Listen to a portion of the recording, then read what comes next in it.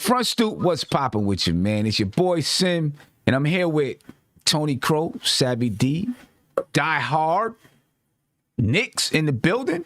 We're going to break down this Nas King's Disease 2, ladies and gentlemen. And, yeah, we're going to break it down, give it a score, and all of that. You know how we do here on the Front Stoop. Let's go ahead and get busy. Let's introduce the fellas first. Then we'll start breaking this thing down, man. Let's go ahead. Let's get it. Tony Crow, what's popping with you, brother? How you feeling? Black is time. I'm ready, man. Shout out to this Stoop. What's good, fellas? What's going on, man? Die Hard, what's up with you, brother? How you feeling? It's good, man. It's good to talk about something other than the Knicks, you know. You know what I'm saying? We really get to dive into something, you know, for the soul, you know. Yeah, some man. Good music. Yeah, man. Yeah, talk about some good music. The album is. I'm not gonna say anything about it first. Savvy, go ahead. Good to be back on the Stoop. It's the Stoop kids. What's up? Shout out to the chat. Shout out to the panel. Die Hard Knicks, Simeon Russell, Tony Crow, Knicks and Bruises.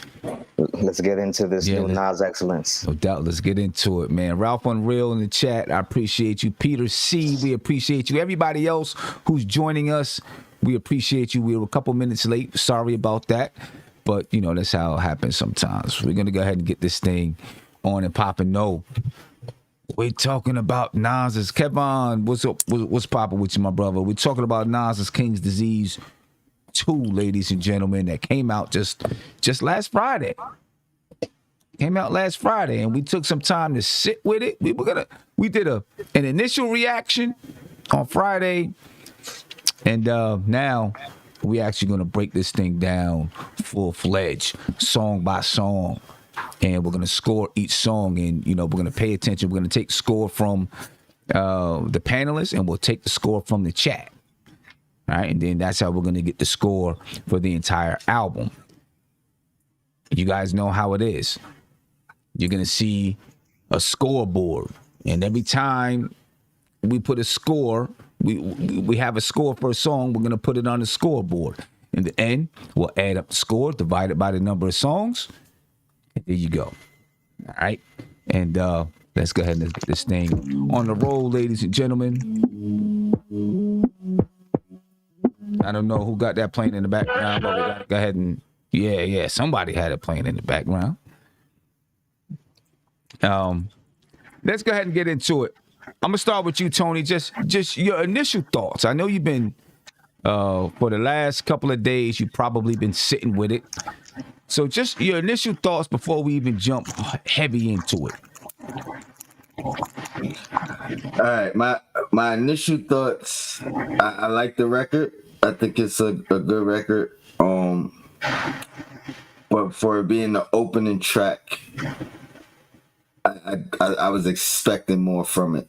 Well, my bad. I mean, just overall, not even the whole album. Yeah, just overall. My honest initial reaction, I thought, wow, I think he might have did better than King's Disease, the original. Okay, all right. Die Hard, your initial reaction, and then we're gonna get into breaking it down song by song. I was expecting to be disappointed, to tell you the truth, you know, because I didn't really like the King's Disease too much, the first one, but, you know, pleasantly surprised, man. I've been sitting in the tub soaking, you know, family knocking on the door, you know, like, what you doing in there? Like, you know, I'm listening to this Nas joint, man. I'm really feeling this album a lot, man. That's okay. All right. Savvy, your initial reaction. What's good? Yeah, what's your initial reaction? I come away with a renewed appreciation for this guy. I feel like he solidified a lot of superlatives in my mind that I wanted to, you know, like question myself. I'm like, Nas to me is one of the greatest, but is he this? Is he that? And I feel like on this album, and this was true with the previous album as well, but even more so that he's followed it up now so well, to the point where people are, there's a theme going on I'm seeing where people are feeling like he's outdone himself from the first one. Mm-hmm. And to me, it just solidifies some of the lingering thoughts I had about him and his legacy. and I can't wait to get into it. You know, Yeah. it was a fun listen, but it also made me help me make some decisions about hip hop. All right. All right. Well, yeah, let's go ahead and get into it, man. I think my initial reaction that night was like, wow, like, this is dope. I wasn't sure if he could match King's Disease, you know what I mean? And what he was going to do to match it. And the instrumentation behind it was just, to me, ridiculous. I was like, wow, Hit Boy really jumped in there and did his thing. So let's go ahead and start to break this thing down and go track by track. So what I'm going to do is I'm going to play just a little bit of the track. Obviously, I can't play the entire track, because if I play the entire track, we're going to get shut down. All right. So let's go ahead and let's get to this review, ladies and gentlemen. The first track on the album is Pressure. All right. So we're going to play this for about 30 seconds. Then we're going to go down and get everybody's thoughts, their score, and then we'll put it into the scoreboard. So let's do it again. Pressure, ladies and gentlemen.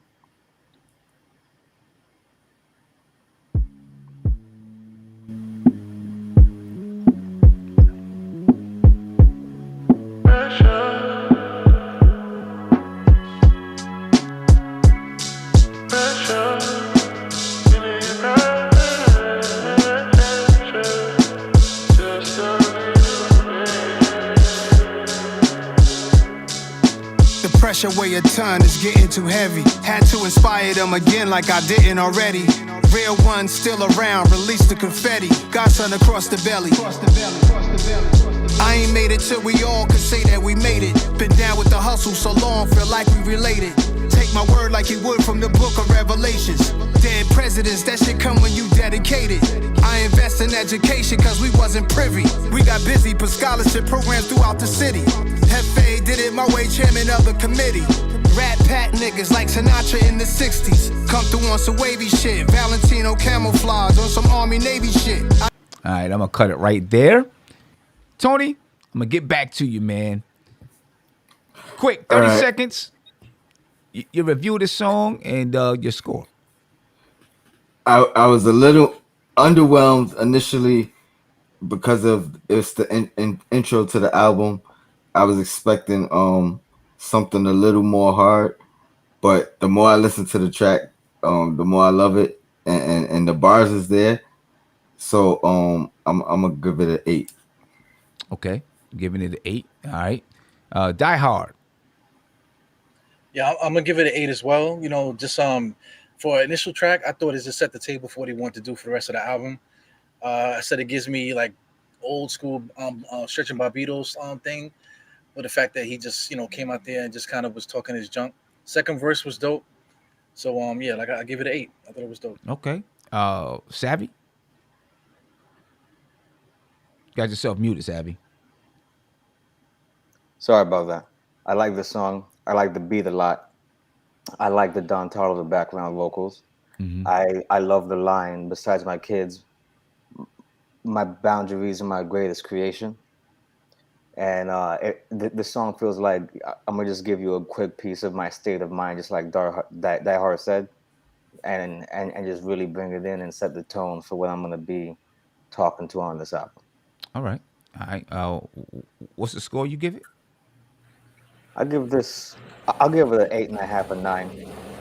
Okay. I originally I was kind of like Tony, right? Where I felt like I did want a stronger intro to the album, and I actually thought Rare would have been a pretty good intro to the album. But as I listened to the song and really got into the lyrics of the song, I heard what he was saying, just about the pressure of being someone who cares about the community and wanting to make change in the community. You know what I mean? And so I agree with Die Hard. I think it did set the tone for the rest of the album, because throughout the album, he talks about the pressure of stepping up and spread knowledge and teaching to, you know, kids and other people in the community. So then, you know, I understood it a little bit better. I think I give it an 8.5. You know, I like the beat, but I think I like the beat, but compared to some of the other beats on the album, it doesn't compare to some of the other beats that's on the album. You know what I mean? So I see what you're saying there. yeah, I give it an 8.5. Tony gave it an 8. Savvy, what did you give it? A 9? 8.5. 8.5. And Die Hard, what did you give it? 8. An 8. So that's 33 divided by 4. So that's an 8.25. We'll go ahead and we'll put that in the score sheet, ladies and gentlemen. So the first track on the album is an 8.25, and you guys will get a chance to check it out. And there we go. You see right there, 8.25 for the Pressure. All right, and now let's go on to 40 side. All right, and It's a Death Row East, right? no, the next. Oh yeah, my bad. Death Row East. Death Row East. We'll go on to Death Row East and check that track out. So let's skip over here to Death Row East. Take a listen to this.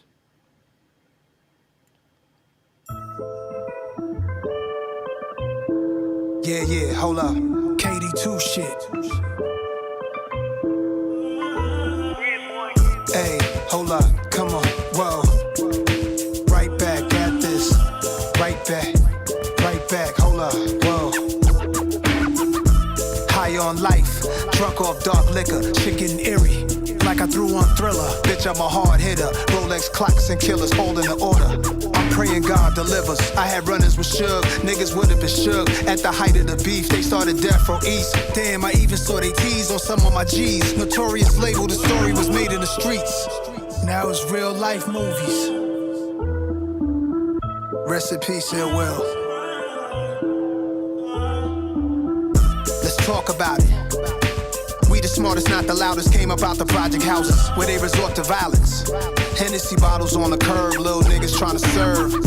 All right, let me stop it right there, ladies and gentlemen. That was Death Row East, Nas, and getting deeper into the track, ladies and gentlemen, he's telling a story about how Death Row, during the height of the East Coast, West Coast beef, was starting a record label on the East Coast called Death Row East. And you can hear in the hook how he's talking about, you know, some of his people was rocking Death Row East t-shirts and this and that. The story goes into how he and Pac met up in the park, and, you know, they was looking to squash the beef.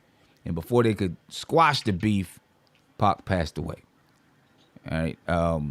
And, you know, that story's been out there for a while. Snoop Dogg was probably the first person to put that story out there. I've been waiting for Nas to get on a record and talk about, you know, just that whole situation with him and Pac. He didn't go into depth, right? But, you know, I'm glad he addressed it. So, Tony, your thoughts on Death Row East, man? That was definitely a 9. Just like you, I was waiting for some more details in that story. I did not expect it to be a whole song, so I was definitely excited about that. I think I even got some information that I wasn't privy to. And you know, as Nas fans, we done dig and dug up and asked questions and tried to figure out everything from any perspective of that situation. And he still gave some more jewels in the record. A solid 9. Yeah, definitely. Solid 9 right there. Die Hard? Yeah, I say solid 9 as well, man. I get it. You know, he's throwing giving information and stuff. But what I like about it is that, like, a lot of times throughout his career, he liked to do subs, giving subliminal stuff. This, I felt like he was just setting it straight. Too old for the subs. You know, that's what I think. But, like, as far as like the tone of the song, you know, I was expecting to hear West Coast, but I heard a little more like a raucous kind of feel, like a Pharoah Monch. You know, just the way that he was experimenting with his flow. I thought it was dope. Solid 9, definitely. Okay, all right. And Savvy, and I don't know. I don't know if Tony, are you following the YouTube chat at all? I am not, but I could jump on there now. Let Yeah. me just turn my I volume was down. gonna say if you could follow the YouTube chat, and then maybe you can get the score from the chat, and as we're adding up scores, if you don't mind doing that. Gotcha. Savvy, Yep.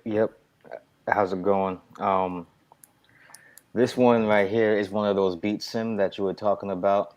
That the first one doesn't compare to, but my reaction to these first two songs is that I would not have minded if it was one song that just had a beat switch, and he did a thing that like where you put a slash in the title, because I Yeah. feel like these two songs flow so naturally together and go so great together. I feel like this is a great way to kick the album off for real. He even says the title of the album before he really gets into it, and I find it fascinating to hear how there was that perception of that story that Snoop Dogg was talking about, where Pac was in New York and he was kind of, you know, acting the way he was acting, but then it turned out that, he didn't realize exactly where he was because, it's like Snoop said, Nas let them slide. But now from Nas's perspective, we're starting to hear about how it felt, to have MOB spread this blood culture through New York, the death row chains hanging off necks at the time, and how he viewed Suge Knight, let's say that, and the details about having planned a flight to go out there and talk about it. I just I didn't know how much I would learn, like Tone said on this one, and I have to give this one a 9 and 9.5 because I really like this one, and one of the takeaways that I took from the album, like I was talking about earlier, is that he doesn't feel the need to necessarily dazzle so much out of the gate, with the way he's rapping. He's more like just laying Yeah. things down on you, Yeah. laying information on you, Yeah. and then showing very, very shrewd skill set effortlessly while he does so. Yeah, You feel that's me? one thing that he did that on the first King's Disease, and he did it on this album. And as a matter of fact, I seen him on I forgot what show it was. I think it was the Breakfast Club or something. And he said that's one thing he's learned throughout his career, that he doesn't have to just spit. He learned how to say more with less words. You know what I mean? Yes. And I think that's making him, one of the biggest critiques on Nas was always that, no one could understand what he was saying. Had to dumb it down. Exactly. You know what I'm saying? And I feel like, though, he found a way to dumb it down without actually dumbing it down. Right? He found a way to just make it more digestible, I think, to the general public. I'm glad you said that, Sim, You know. because like I said, I'm gonna give this song a 9.5. But I feel like the way that he's rapping, especially to start this album and some of the songs on the last album, is how the evolution of bars has gone in hip hop in general, where back in the day it was more polysyllabic wordplay, technical, lining up syllables and internal rhymes and things like that. Whereas now the new form of having bars is saying a lot with a little. Yeah. You feel me? And seeing how dense you can make each line, and I feel like that's some of the ways that guys like 38 Special can shine. Guys like Benny and Conway shine. Some of the modern bars havers. Yeah. So I really like the way this album started. Yeah, they're not trying to be too cute. They just kind of just get into it, Yeah. Exactly. Yeah. They got things to say. Right. Yeah. I love this song, man. When I first heard it, I had to warm up to it a little bit, like the beat and everything. The beat is dope. Don't get me wrong. I'm not saying the beat is not dope. I love the beat. The beat is dope. But hearing Nas over it, I was, it kind of had a West Coasty vibe. to it a little bit, and so I had to, and it makes sense because the song is Death Row East. You know what I Yes. mean? So I had to warm And up to it, but you know, the more I listen to it, I'm like, man, this song is one of the tightest, on like tightest as far as for me, you know, just production and what he's saying and like getting straight to the point with what he wants to say. One of the tightest songs on the album. and you hit the nail on the head, Simeon, because even Hit Boy himself said that he wanted to make it sound like a beat that Pac himself would rap Yeah, on. and Yep. that's exactly what it sounds like. Yeah, I You feel that. see, Yep. and I want to ask you guys, how often do you get chills from music? Still, how often you get goosebumps from this stuff? Because I got that from this song. Yeah, especially at First the time I end. heard it. Especially at the end when Ed Lover, right, Yeah. is Announcing Tupac's announcing death. Tupac's death at Nas's concert. That's Yes. eerie. That was kind of eerie right there. You know what I mean? Did we get all the scores? I'm giving it a 10. This is Okay. one of my favorite tracks on it. I love this song. You know We what I got mean? 10. I got 9. Ebro got 9. Would you give it, Savvy? I gave it 9.5, but the more I think about it, I might join Sim, give it a 10. All right. So I want to shout Yeah, out the yeah, chat real 10. quick. Ralph on Real, Cortez, Cavase, Trey Nimo, Devon, D Public Enemy. We got mostly tens, and it was only 1 9 in there. So I'll just roll with a 10 from the chat, Okay. All right. So and I think that's gonna average 9 point. yeah, it's Well, like 9.6. Yeah. You know, which is pretty much a fair score for it. You know. And final thought on this song, guys. What do you feel? What role could Nas have played in this conflict had Tupac not lost his life that day? oh man, the music alone, the music alone, I can only imagine that. Like, think of the impact, at least for me, the impact that the track that they had with Nas and Pac on both their albums. Obviously, Pac was passed away, but Hmm.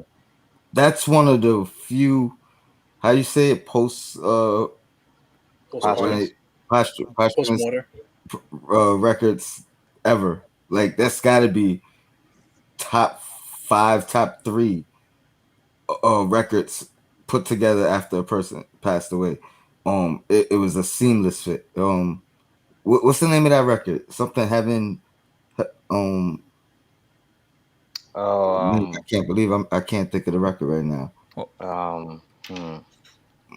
They had 2 versions of it. Pac's album, Pac had 2 verses. Nas album, Nas had 2 verses. Oh, you talking about I Is know that what you're Doug's Mansion? Doug's Doug's Mansion. Mansion. Doug's Mansion. Doug's Yeah. Mansion. Yes, Yeah. yes. Yeah, that was a dope joint. That was a dope So joint. oh Do man, you think do you think he'd have been able to broker some peace there?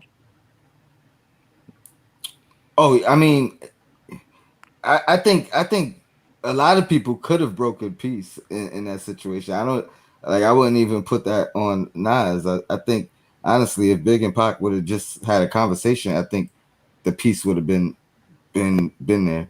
It Yeah. was just a matter. It was, you know what I mean. It was a matter of them being in the same room at the same time, and but yeah, I think peace would have came. Yeah. Yeah. At the time though, Pac was kind of irrational, man. He was just popping off. He just didn't care.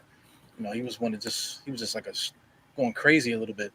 So, you know, Yeah. maybe through age, maybe time, things would have healed a little bit better.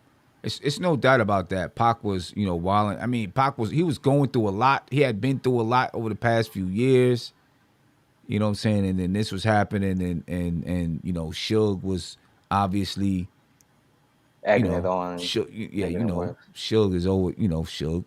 You know what I mean? Yeah. But it was crazy time, man. Crazy time. I don't know if him and Nas would have been able to meet that night. I think something positive would have came out of it, and for to hear a song with them two on it, like that they created together, would have been crazy. Yeah, it'd have been crazy. Next track, 40 Side, ladies and gentlemen. And what I'm gonna do, or I'll ask Tony to do. I don't know, Tony, if you're able to type in the chat, if you're on your phone or if you're on the computer, just type in like score for 40 Side starts here. If you can do that for each song, and then that way we can get the score. So this is 40 Side, ladies and gentlemen, and I'm gonna go ahead and play it right now.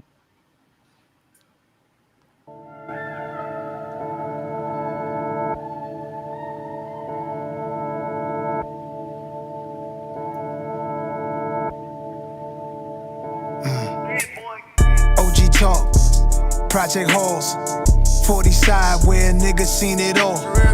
I can send niggas a slide, I'd rather show them the ropes. Integrity matters the most. I get a hood hope. Damn, I get a hood classics, something to open your mind instead of going out crashing. How was you real when you hate the real, my nigga? I'm simply asking. Can't just talk about the plan, you gotta put it in. Ain't no pity party for yourself, you gotta get up, rise for your wealth. Can't spend all that time in your feelings trying to sympathize with yourself. Don't nobody owe you, ain't nobody holding you back.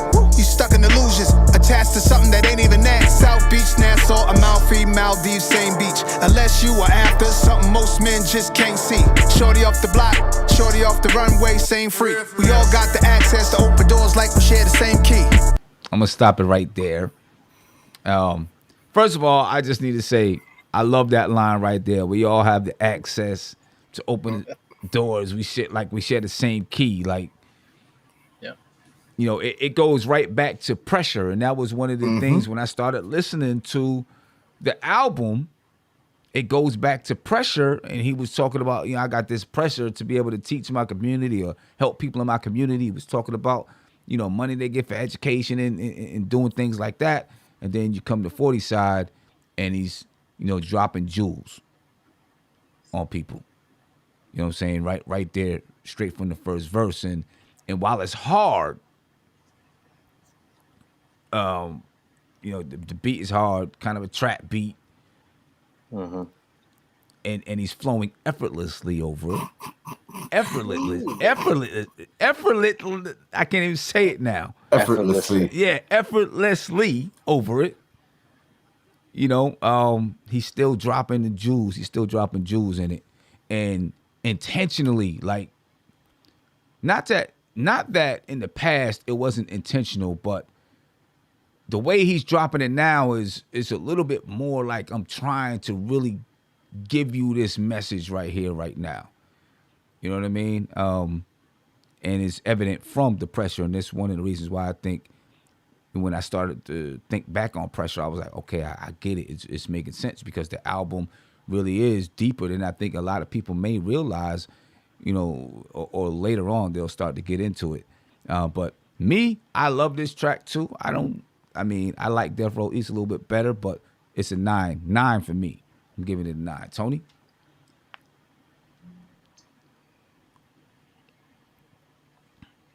Oh, you muted, Tony.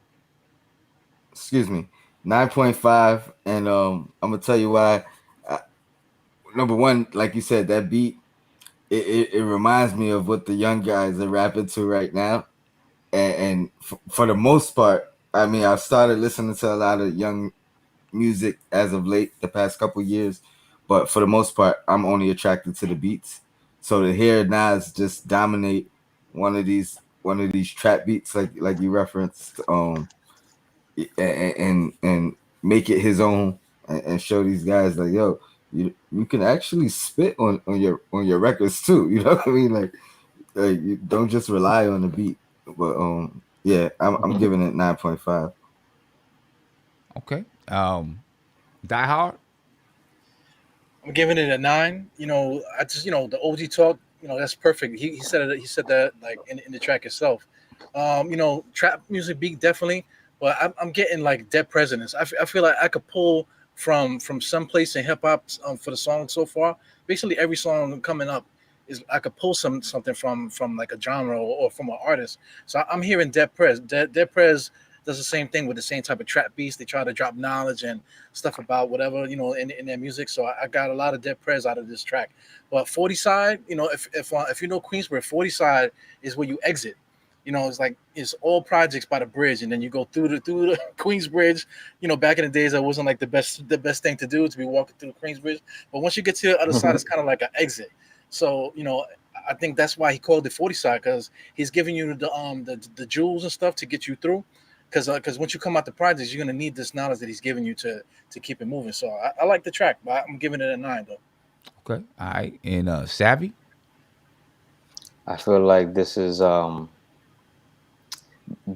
perfect like third track, and I'm gonna talk about Sweet Sequence a lot, but this whole album feels like a conversation, and I feel like this is the part of that conversation where it's like, okay, I just told you a little thing about back in the day, some beef stuff, you know what I mean, and the role I tried to play, and now this is kind of the other side of that. This is like a prescription for y'all, you know what I'm saying, and for y'all that they can navigate in a better way at a younger age, and just some good advice in here.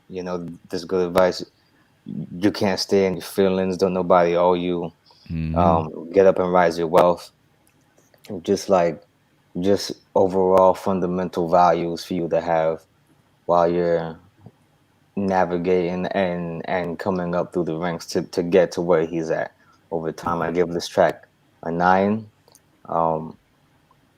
I'm a fan of the flows that he used on here, and I like the fact that he's starting to get into his ish talk right here, where he's talking about the Grammy from the first one. He's saying that first one was a warning shot. Okay, so now we're really gonna get to it. And I feel like he definitely followed through on that. Yeah. Okay. All right. Tony, what is the chat score? You know. We got two 8.5s, we got two 6.5s, we got a 9, and we got a 10. So I think that's gonna average to maybe about an 8.5. You said two 6.5s, two 8.5s, and a a 9 9, and a 10. I don't know exactly. I guess say about an 8. Probably averages about an 8. Let's see, 5. That gives it about an 8.9. So we'll go ahead and throw that in there. For 40 side, the score. And real quick, a lot of people. I mean, just to read some of the comments, it was like I heard skippable track. I heard the beat saved them. A couple fire emojis. Kave 6.5 was his rating, and he says that's my favorite rapper, as we all know. So I mean. Well, I mean, if anything, the beat didn't save him. It more so he kind of saved the beat. You know what I mean?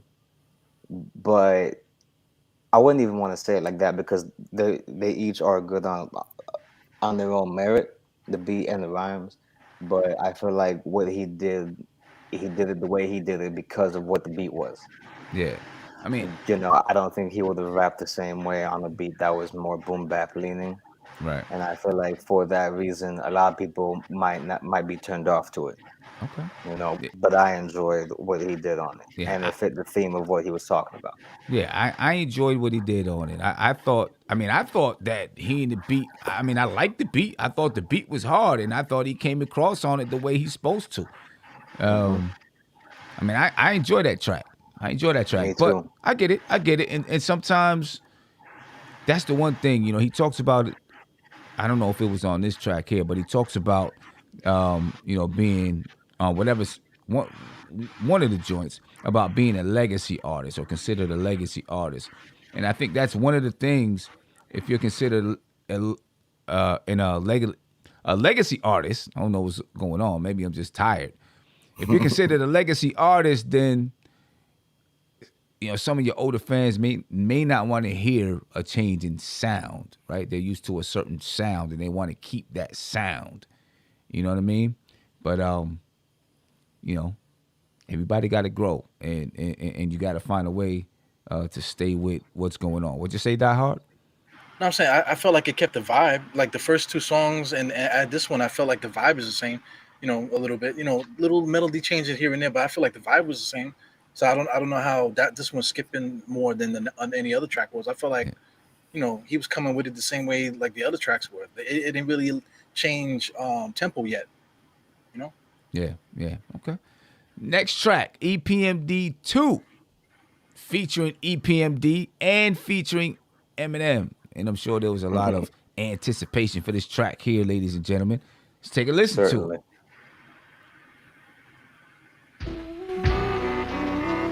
Respectfully.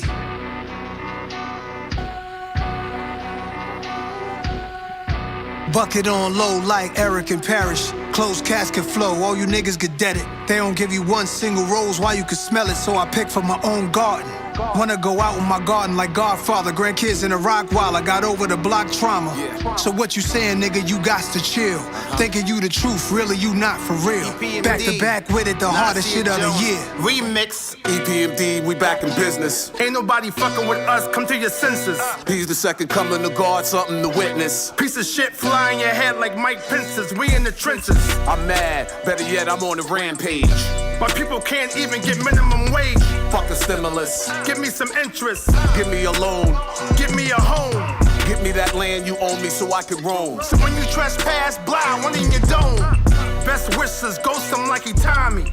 Ain't worried about nothing cause hit squad behind me. EPMD, we back in business. I visualize what it is, not what it isn't. We at the mafia table next to the kitchen. Eating Michelin star, counting a million. Done. I let it go for the family meetings at Code at Miami. Them wine bottles on Maggie extra large. All right, let's stop it right there, ladies and gentlemen. That's EPMD 2. Of course, you heard EPMD, Eric Paris. Later on, Eminem is on the verse. And Tony, I'll let you start it off, man. What's your thoughts on this track here? I actually really do like the track. I like the fact that EPMD is on it. I thought they should have been on the original. You know my theory on that. I think they sent the track back too late, and it was too late to make it on the album. It sounds like that's what happened. The way they punched into the record, and it goes back to the original beat for them. And I actually enjoyed Eminem's verse. I super analyzed it. Coming off first listen, I thought Eminem might have not myself, but I thought I was gonna hear a lot of He Got Renegaded. But the more I listen to the record, it's really just a portion in there where Eminem really spazzed out. That's a lot of filler in his verse. But all in all, love the record, and I'm gonna go 8.5. Okay. All right. Die Hard? I give it an 8. I felt like it was like 5 different songs on this one song. Like the beginning part with Nas was dope. I thought it was gonna go somewhere, and then it just changed into the original song with Eric, Eric and Parrish on the track, and then that was different. I appreciated that, but then Nas came back on, and it was a different vibe again. And then once he got through his verse, which I thought was dope, then Eminem comes in, and Eminem just does what Eminem does. Nobody really knows where he's going with it, but you just know at the end of the song that it was nice somewhere along the line. You know what I'm saying? But I thought it was an interesting track. But I give it an 8. Okay. Savvy D. I was so excited to hear this song. This was like the first time we talked about this album, I said that there was parts where I was like jumping up and down, and I might have did like a little hop when this one cut on. I want to hear a full length track to that first beat. That first beat was something fierce, man. Yeah. Yeah, definitely. That first beat was mean. Yeah. Like I'm almost sad that we didn't hear that beat come back again later on in the album, because Nas could have really eviscerated that beat for like an entire track. That being said, I love the energy we got from EPMD themselves on this track. I love the subject matter that they were talking about, but it does make me give credence to what Tone's theory is, because it sounds like something that would have been discussed at the time when the first one came out. And so I mean, that doesn't change my experience. I like that first beat just as much now as I did when the soundtrack for the movie came out. I When he said, "I know some Haitians out in Dade County." Shout out Yeah. to my Well, you man know that was Savvy. gonna hit Savvy. Savvy's right there, so you know. Head on my chest, yes, I'm a Zoe. Now, you know what I mean? Like I felt spoken to in that moment, Yeah. and Okay. I was like, man, I don't know. It just felt, because I'm such a Nas fan, to have that shout out on that song. It meant it meant a lot to me, buddy. Okay. You All know what I right. mean? Well, And I always appreciate what Eminem brings to the table, technically, but so, what's your score sometimes on it? What's your score on it? the score on this one, Yeah. I give this one an 8.5, Okay. but I do like it more than 40 side. So I gave 40 side a 9. I'll give this one a 9 too. You know what I mean? Okay. Although I think we should have gotten less Eminem and more EPMD.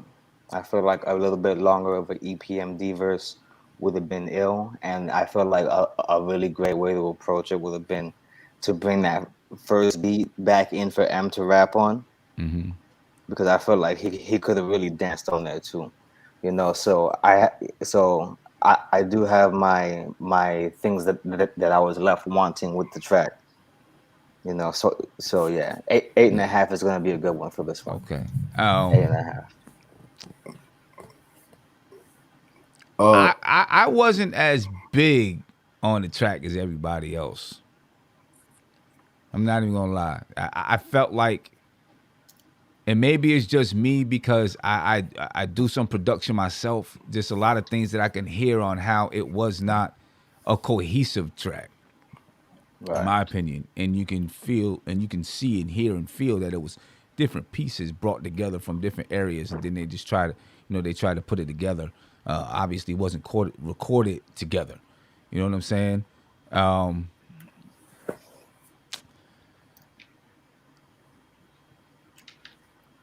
I like EPMD, of course. Eminem, the last part of his verse was dope, but I just didn't feel the connection with Eminem, right? Like, I mean, I know that Eminem is a hip hop connoisseur and all of that, but why Eminem? Why is it that Eminem had to be on the track? Like, the name of the track is the first track is EPMD, the second track is EPMD 2, and you feature EPMD. Where does Eminem fit in? Why? That's I could understand if it would have been, someone that's somehow connected to EPMD if you were gonna have another feature on it. I don't understand it. I know Eminem tweeted something out, was just like, some legends on the track. I had to get on this one. I think that for the first Nas and Eminem track, it would have been fared better if it was just them two on a track somewhere, Yes. somehow. You know what I'm saying?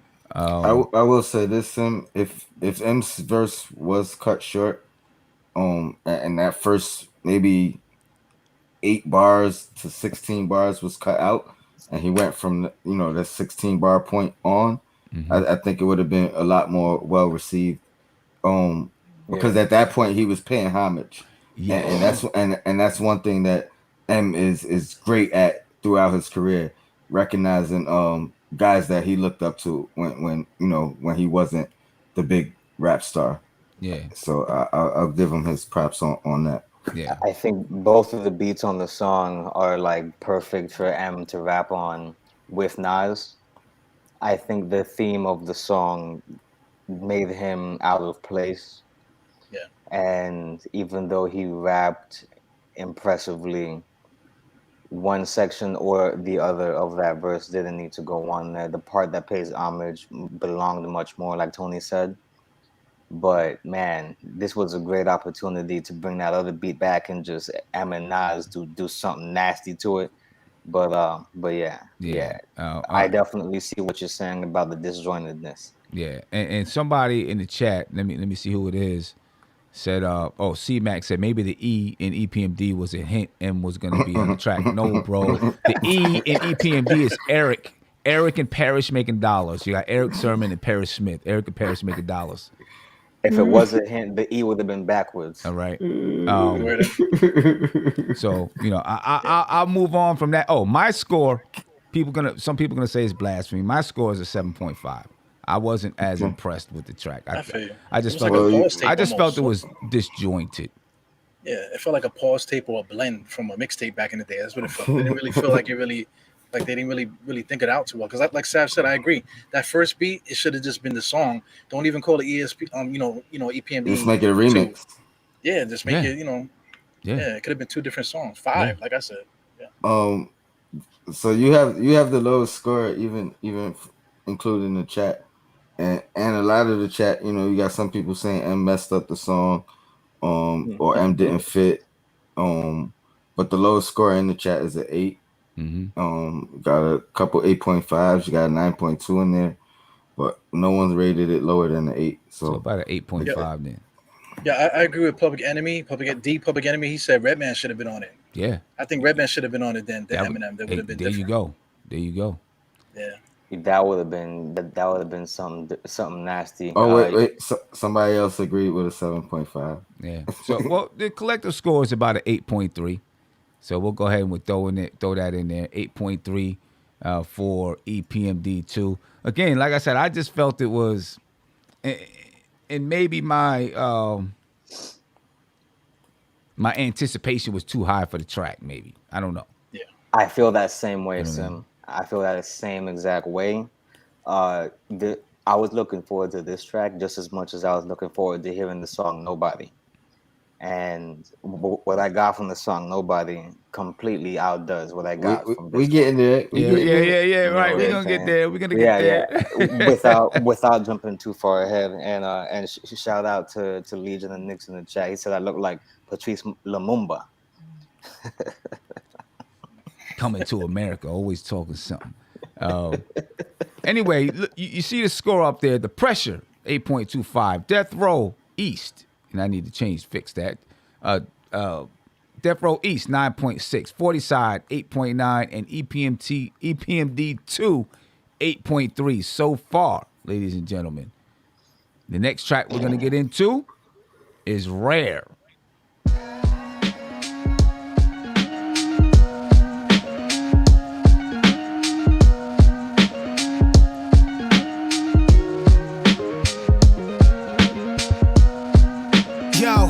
I'm in rare form.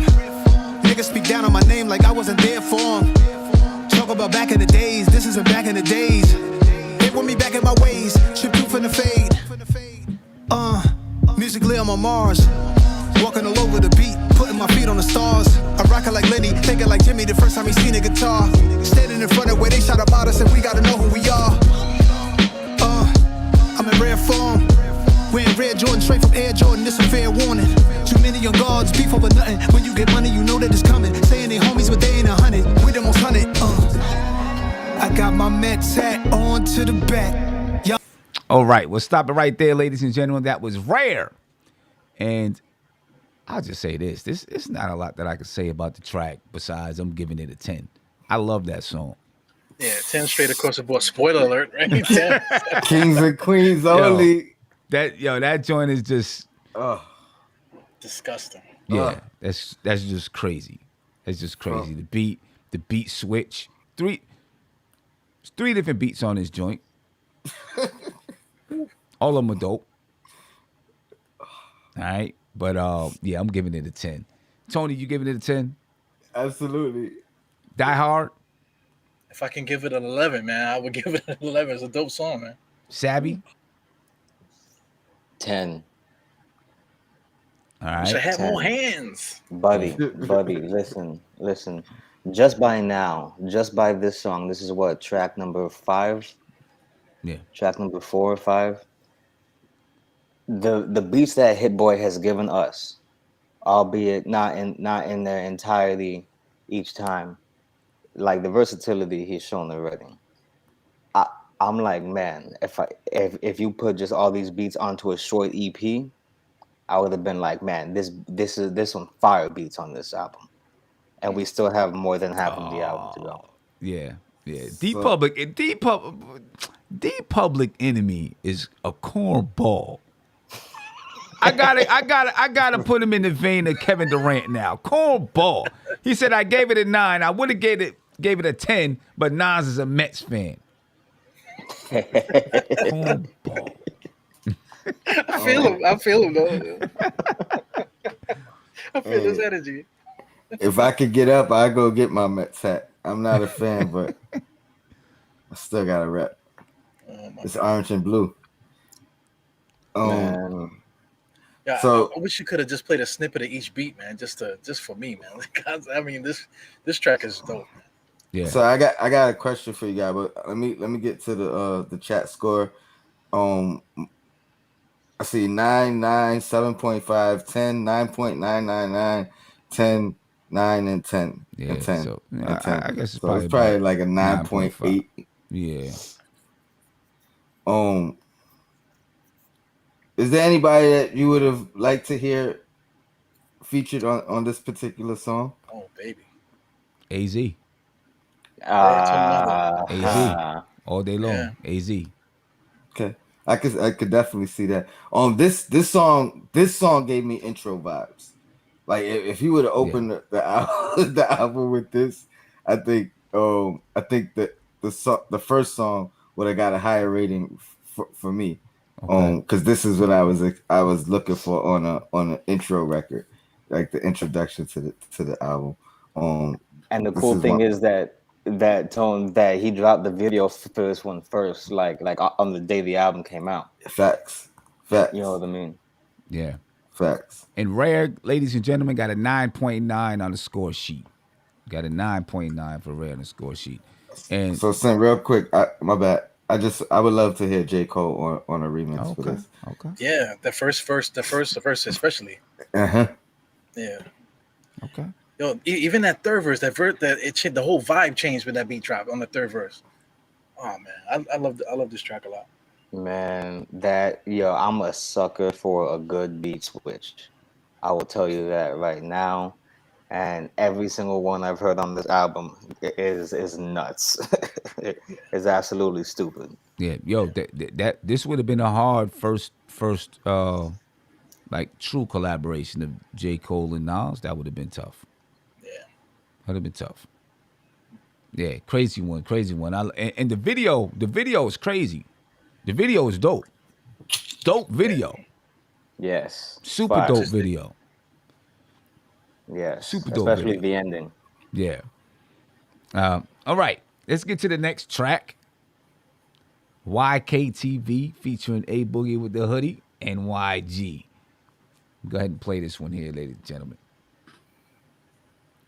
Oh, yeah, I'm sorry. I didn't mean to say all that. I should have opened with the reading of the scripture from the book of Pop-Off. Every time I pop out, it pop off.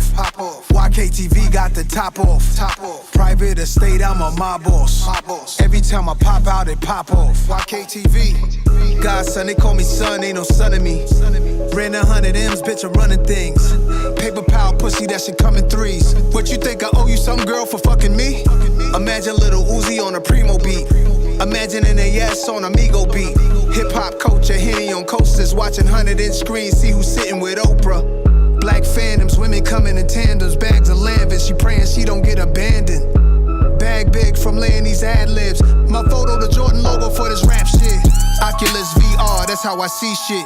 I can't let you drive the boat if you get seasick.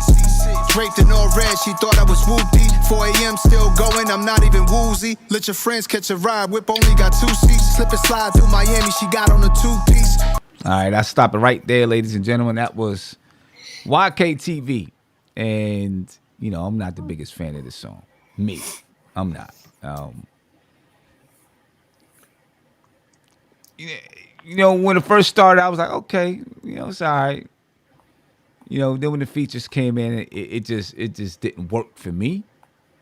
I think this would have been better served as a bonus track Yep. in the same vein as Spicy, but Spicy was dope. Spicy was hard. Spicy was dope. I don't mess with this one too much, man. I'm giving it a 6.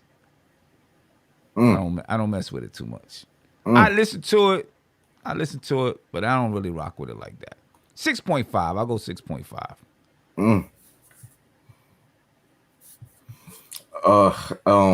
I honestly, first listen, I probably would have gave it like a 7.5, but today it's getting an 8.5. The more I've listened to the album, the more I actually enjoy this track. I don't necessarily like the placement of it, because I felt like, you know, Rare and I think he kind of lost that momentum in the album with this particular track, but I like the record, so 8.5. 8.5. Okay. Die Hard. I gave it a 7, man. When I hear the song, I'm thinking I'm like, I got love spell all over me, and I'm at the ATM at the strip club trying to get some dollars. You know what I'm saying? That's the vibe that I'm getting from the first verse, man. So, but I mean, as soon as the young boys start rapping, I'm like, skip. You know, I had enough of that one. Yeah. And I see Cave said, how do you give 40 side a 9 and this a 6? Because I think 40 side is way better than this track. Yes. Yeah, 40 side is a dope track, I think. I think 40 side is way better than this. Hey, Way hey, better. hey! Shout out to Cavase. He got some strong opinions. We might need to bring him on for the next one. Yeah, we get him in here. He know. Well, you know, we kind of changed the what you call it, but I hit him up on Change the IG and format. get it and make sure I get it to him. Yeah, because I feel like Cavase got lots to say on this topic, you know, and I would like to hear some of his angles on this one for sure. Sheesh. He said Shout this out to song is a Cavase. 9. Who said that? Cavase. Oh, okay. Hey, listen, I'll tell you what. This beat is another beat that goes bananas. I think it was a great opportunity to get Dave East on here. I think he would have done well, but better than A Boogie. And then if you wanted the guy from out of state to come in, YG wasn't YG wasn't a bad choice for the beat, but what YG chose to do with it didn't really hit for me.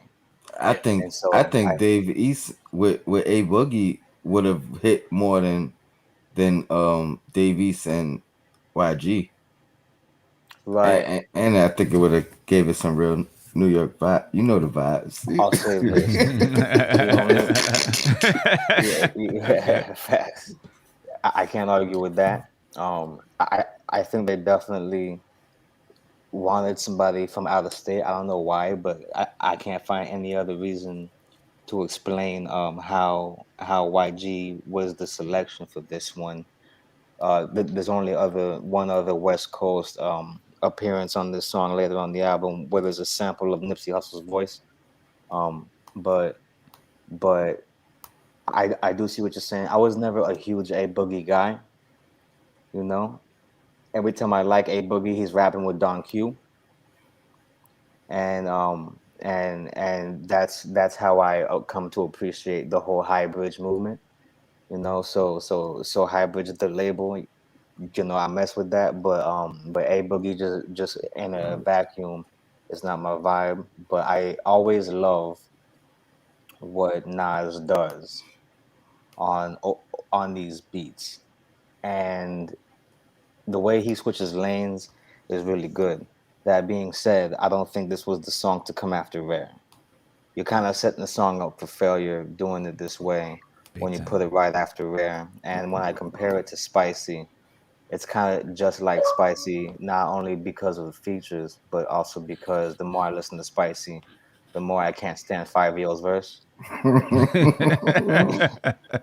You feel me? And the more I listen to this, the sooner after Nas stops rapping is when I cut it off and change the song.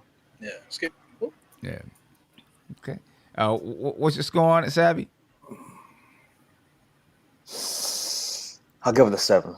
7. I'll give it a 6.8 to a 7 because Nas just does so well that like he sets a strong floor for how bad the song can get. If somebody else had started the track off and I had to go skipping through the song for Nas's verse, I would have put it somewhere in the 6s. Okay. All right. And the chat, what's the chat looking like, Tony? Man, I see an 8. I see a 5. 6, I see a a 6, 5, a 5. a 8, a 9. It's really only 1 5 and 1 6, and then everything is 8 and 8.5 and 9. So Split. let's say So, 7.5. Yeah, about a 7.5 is probably good. Split. You know, it's not everybody's cup of tea, this song. Right. So that gives it an accumulative score of about 7.3. About 7.3. They say it takes at least 6 to 8 great ingredients to make a good meal, but only 1 or 2 bad ones to ruin that meal. There you go. There you go. Unless you got some YKTV, adobo. man, 7.3.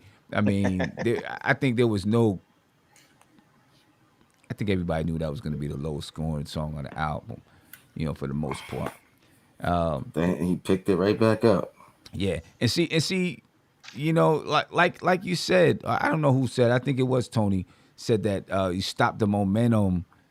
If that was a bonus track at the end of the album, like Spicy was a bonus track, right? And then you had Rare going in the store run, going into Moments. I mean, you set up a run for the album that's just ridiculous.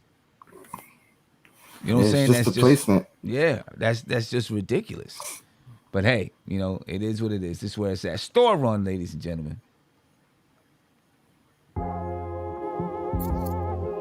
Jeez. Yeah. QBAQ Ravenswood Woodside, let's go. My thumb struck a lot of lighters, pulled a lot of all-nighters, banned from some after-hour spots. My crew would choose violence, moving silence. Who knew I grew to build an empire? Streets had me against the ropes, would've thought I was zip-lining. Text and a dresser, money off tech, pushing a Tesla. Rolled up a fresh one, it's one IPO to the next one. Rich from corporate, a thug and expensive mistakes. It's all a racket, it's the same thing, just a risk that you take. Moving too fast, blues on your ass. Them boys came through with the task, peek through the blinds, you knew it was curtains. Breadwinner, take a L, leave the whole family hurting. Seen it a million times, sister wash him out with the verdict. Saw him clean as a whistle, drinking premium liquor in between 2 Argentinian sisters. They counting up for me until their fingers get blisters. What I blew that on, I cannot seem to remember.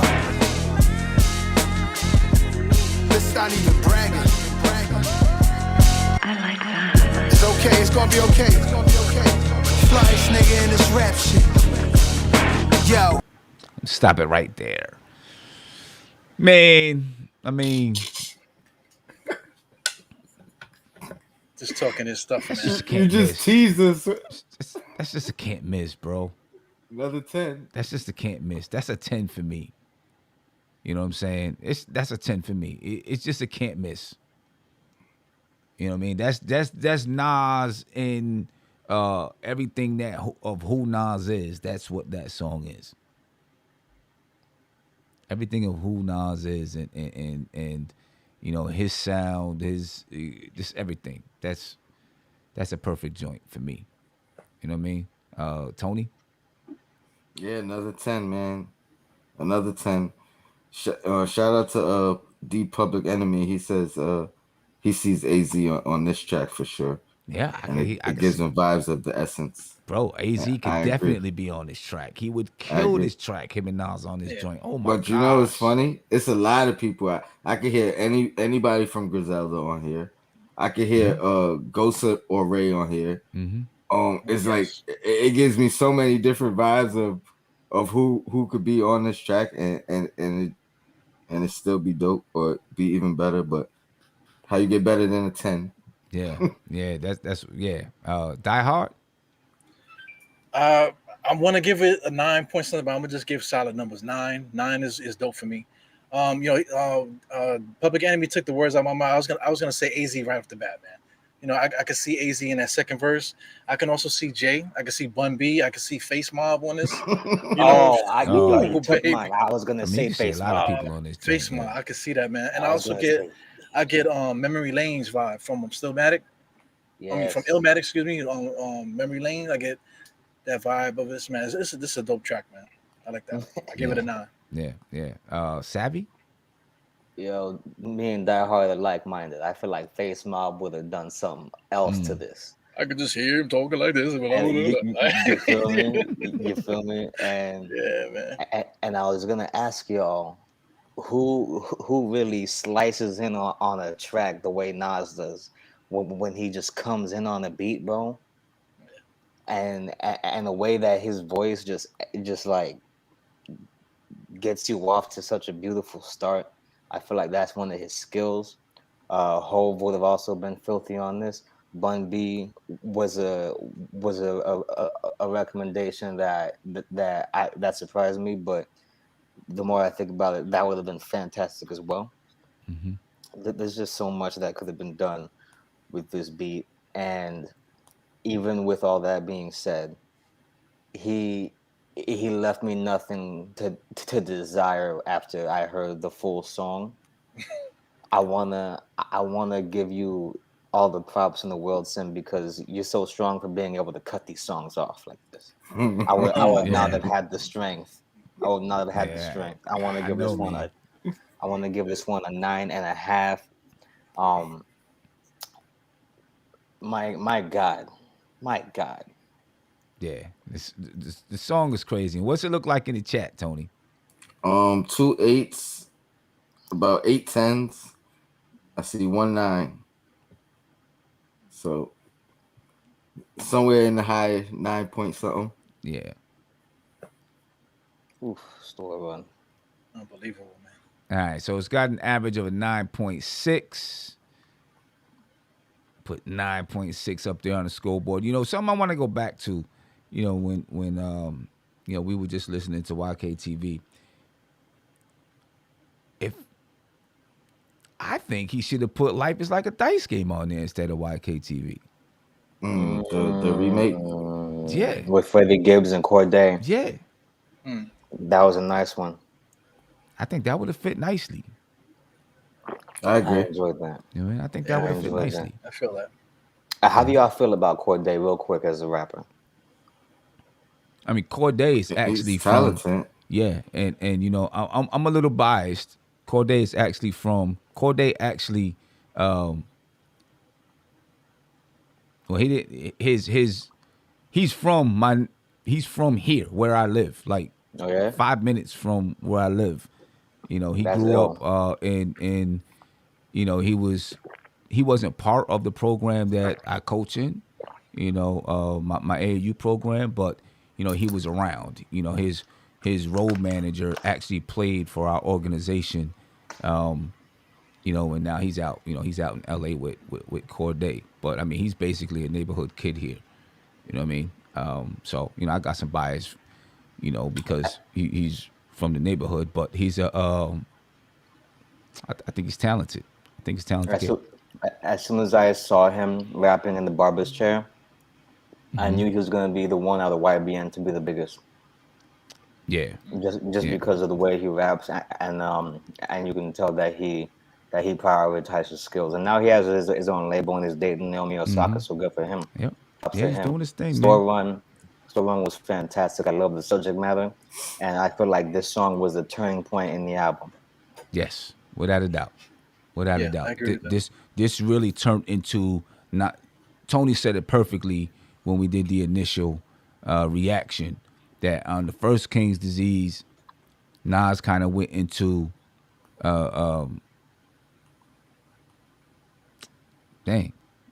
what's it called? It's world. Right. Hit Boys World. Hit Boy's World. And in this album, starting from Store Run, Hit Boy jumped into Nas's world a little bit. And I think you see it. The next track, Yeah.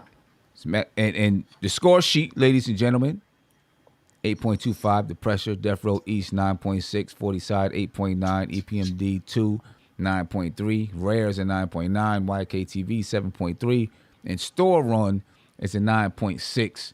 And now we're getting into moments. Let's go. This how I feel. We used to all put in and go half on bail money. Fuck making it rain, now we making it hail money. Yeah, I never met Muhammad Ali.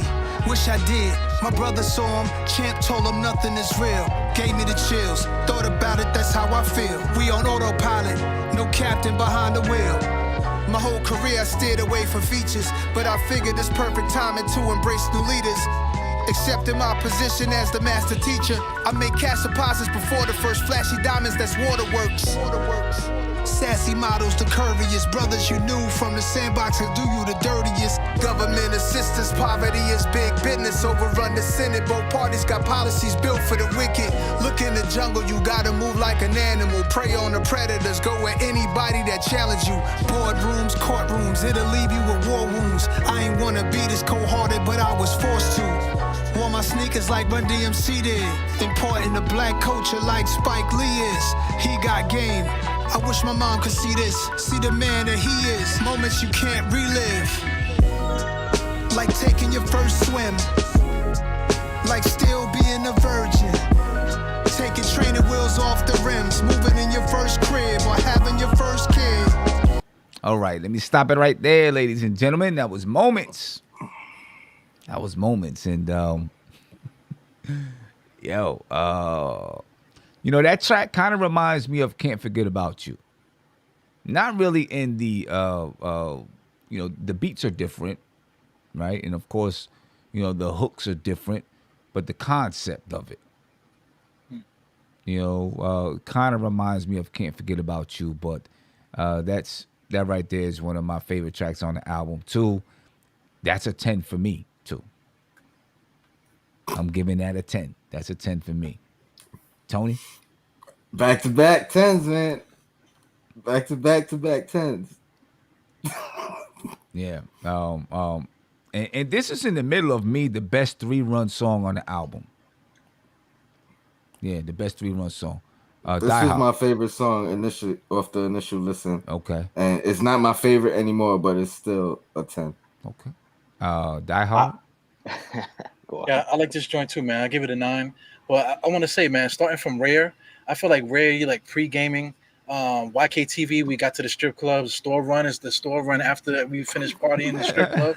We got the blunts going now. Now we got the moments. We sitting on the block now on the front stoop. If we're being now we high and Nas is talking all this stuff like, damn, Nas, you know, that's just the vibe I'm getting. This little run here after Rare, man. So I'm loving it, man. 9. I love the 9. I gotta give him a 9. So, Tony, what did you give it again? 10. You gave it a 10. 10 Die Hard gave it a 9. Savvy? I give it a 10, man. I freaking love this song. I love this song so much. Oh man, just like I feel like this dude is so ill, bro. Like, and he makes it so effortless, man. And it does feel like what Die Hard said. It feels like this whole album, I'm like spending a day with him or something. Word up. You Word. know what I'm saying? Yeah. Like we kicking it, you know what I'm saying? He knows Haitians and Day counting, you know what I'm saying?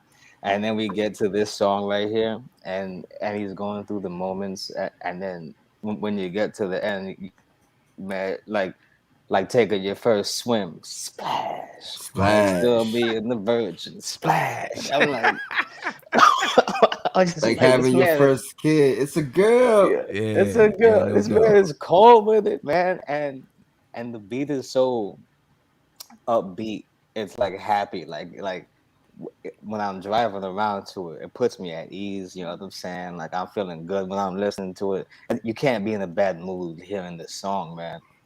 Like you really can't. And he's just so talented at taking you into his mind. I feel like there's no concept in his mind that Nas cannot convey through rap and like through music.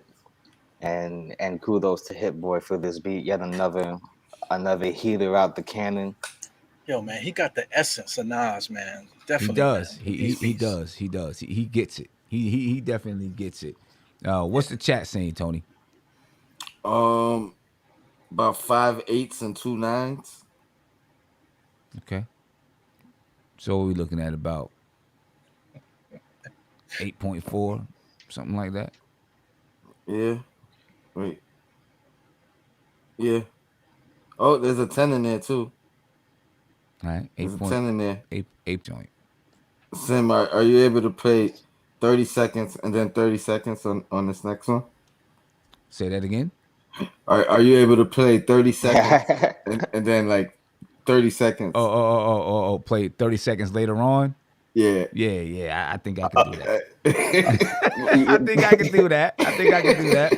It's gonna be necessary for this one. Yeah, so Moment's got a 9.5, ladies and gentlemen. Let's move on to the next track. It's Nobody featuring Lauryn Hill. Miss Lauryn Hill, that is.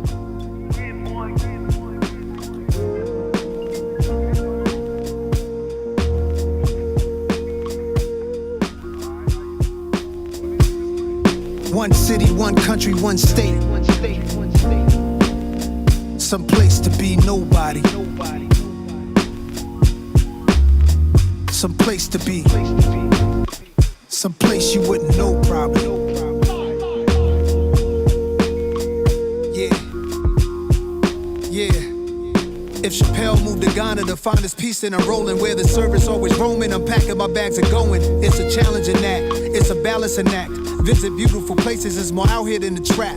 Houses in Long Island, they always found him. House in the South, a nigga barely got out. Sunny LA, remember calls with Dr. Dre. He told me, don't let the palm trees fool you, nigga, be safe. Me and my higher self, we often would speak. Somehow we lost the connection, might meet a Joshua tree. And it's been bothering me. Too many wavy women, gotta log out of IG. Can't be my age DMing, no kid. I'm going to stop it right there, and we're going to move forward just a little bit. Obviously, you know, the song is about, like he said, some place where I can be nobody, where people don't know me. I can escape it all, escape the madness. And then Ms. Lauryn Hill. Let's get to Ms. Lauryn Hill. For people who didn't like the labor, but wanted the spoils, greedy, selfish behavior. Now let me give it to you balanced and with clarity. I don't need to turn myself into a parody. I don't do the shit you do for popularity. They clearly didn't understand when I said I get out apparently. My awareness like Keanu in the Matrix. I'm saving souls and y'all complaining about my lateness. Now it's illegal for someone to walk in greatness. They want the same, but they don't take risks. Now the world will get to see its own reflection. And the anointed can pursue their own direction. And if you're wrong and you're too proud to hear correction, walk into the hole you dug yourself, fuck a projection. See me in my freedom taking all my land back. They said a lot against me thinking I just stand back. I got my legs beneath me, I got my hands back. A lot of people sabotaged, they couldn't stand that. I turned the other cheek, I took blow after blow. There's so much crisis in the world cause you reap what you sow. When you keep what you know is meant for someone else, did you dig for them, you might just end up in yourself. Let me stop it right there. I don't want to stop it, but I got to. Savvy, I don't want to, for real. But I got to stop it, man. Oh, my gosh. It's so beautiful to hear Lauryn Hill. She rapped, fam. Slim, can I start with the chat? Yeah. Start with the chat, man. You can start with the chat. Let's get the chat up there first. Ralph on Rail's the oddball because he gave it a 9.5. I had to call you out, Ralph. But we got 20, we got 10, we got 10, we got 100, we got 20. So, give break me the streak, man. Tone, just give me one moment to just make a quick correction to C-Mac. Lauren is a god amongst all MCs, not just among females, my guy. That's what I'm saying. Lauryn Hill is in my top 5 MCs of all time. She's above the clouds, man. She is in my top 5. And I had a lot of people look at me like, for real, Lauryn Hill? Yes, Lauryn Hill is in my top 5 MCs of all time, man. She hasn't rapped on a track since 2013. 2013. You know what I mean? And she comes back flawless. Kavase, we need to get together and get this petition out to get this Nas and Lauryn Hill album. We got to. I love the concept of the track, some place to be nobody, where you can just escape the pressure of everybody. You know what I mean? And to have Lauryn Hill on it, speaking what she's speaking, no doubt. It's a 10 for me all day long. Tony? 10. Consensus. If it wasn't for Ralph. Die Hard? I give it a 10, man. When I heard it initially, the vibe, I loved it, but then I can hear the whoo, so I'm thinking like, is this gonna be one of those songs where they say that's Lauryn Hill with the humming in the background? And then when she just started rapping, I was like, Lord, you remember? My hands was up like threw this, your hands in the air, like this gives me raucous vibes, man. Like early raucous tapes vibes, Talib Kweli kind of thing with like Jane Doe or whoever. Jean Grey, whoever you want to say, rapping together in that vibe. I think it's perfect. And then what Nas said in the beginning, what you said, set the table for Lauryn Hill to come and talk her ish, man. This is it's like so so late. Like she should have been did this, man. But this is perfect, and hopefully this is like setting up just for something beautiful to happen next, man. Yeah, no doubt for man. her. No doubt about it, man. Savvy, you giving it a 10? I'm giving this 1,000. Yeah, I mean a 10.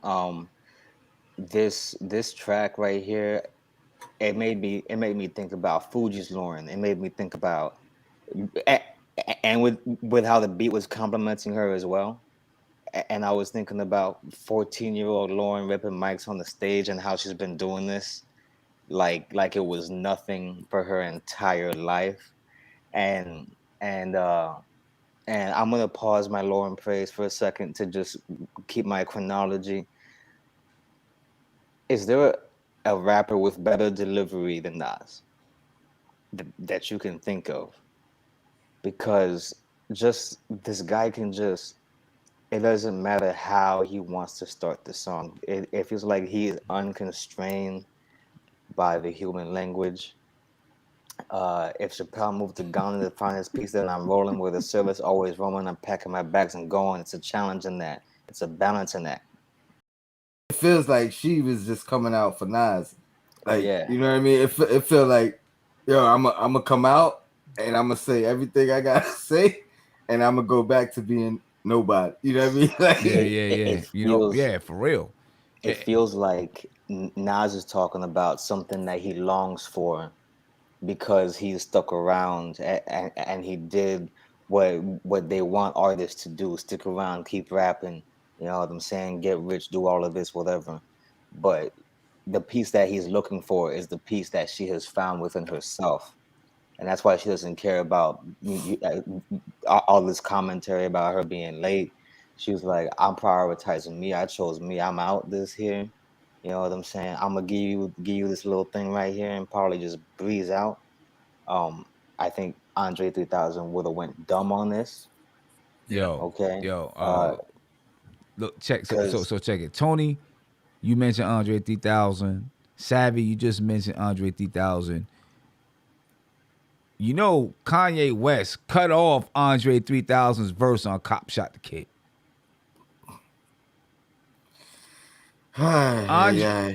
Kanye West, for whatever reason, took off his verse.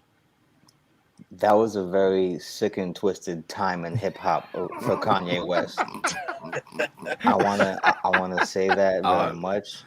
We could do an entire show about just that month and what it meant to hip hop and the industry as a whole. From what I've learned about that month between the whole Drake and Kanye beef, and it doesn't surprise me that he made such an irrational mistake on a song like that, because oh my god. It made no sense. Kanye's bugged out, bro. C-Max said maybe it was trash. It wasn't trash. I heard it. Andre 3000, I don't think I've heard him be trash once in his entire life.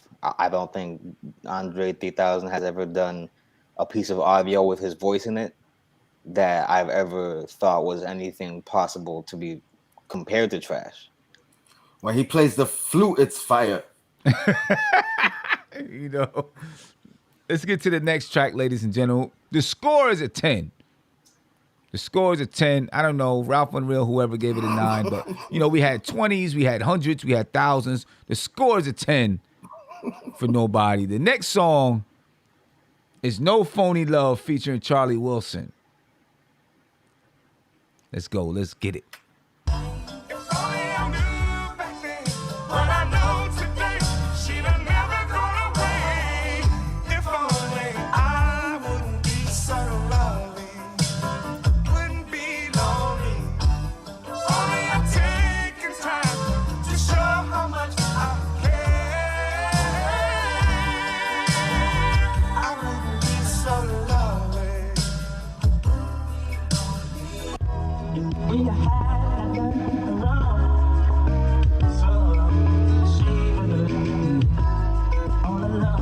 Too many moments. Thoughts in the coloring. Too many moments when I thought I'd never love again. Scar like a buck 50, birdie in above the rim. With you, I kept it on some humble shit. Damn, I guess you haven't noticed how I always been devoted. Even when you this heroic, late nights still get the coldest. Interviews I've been misquoted.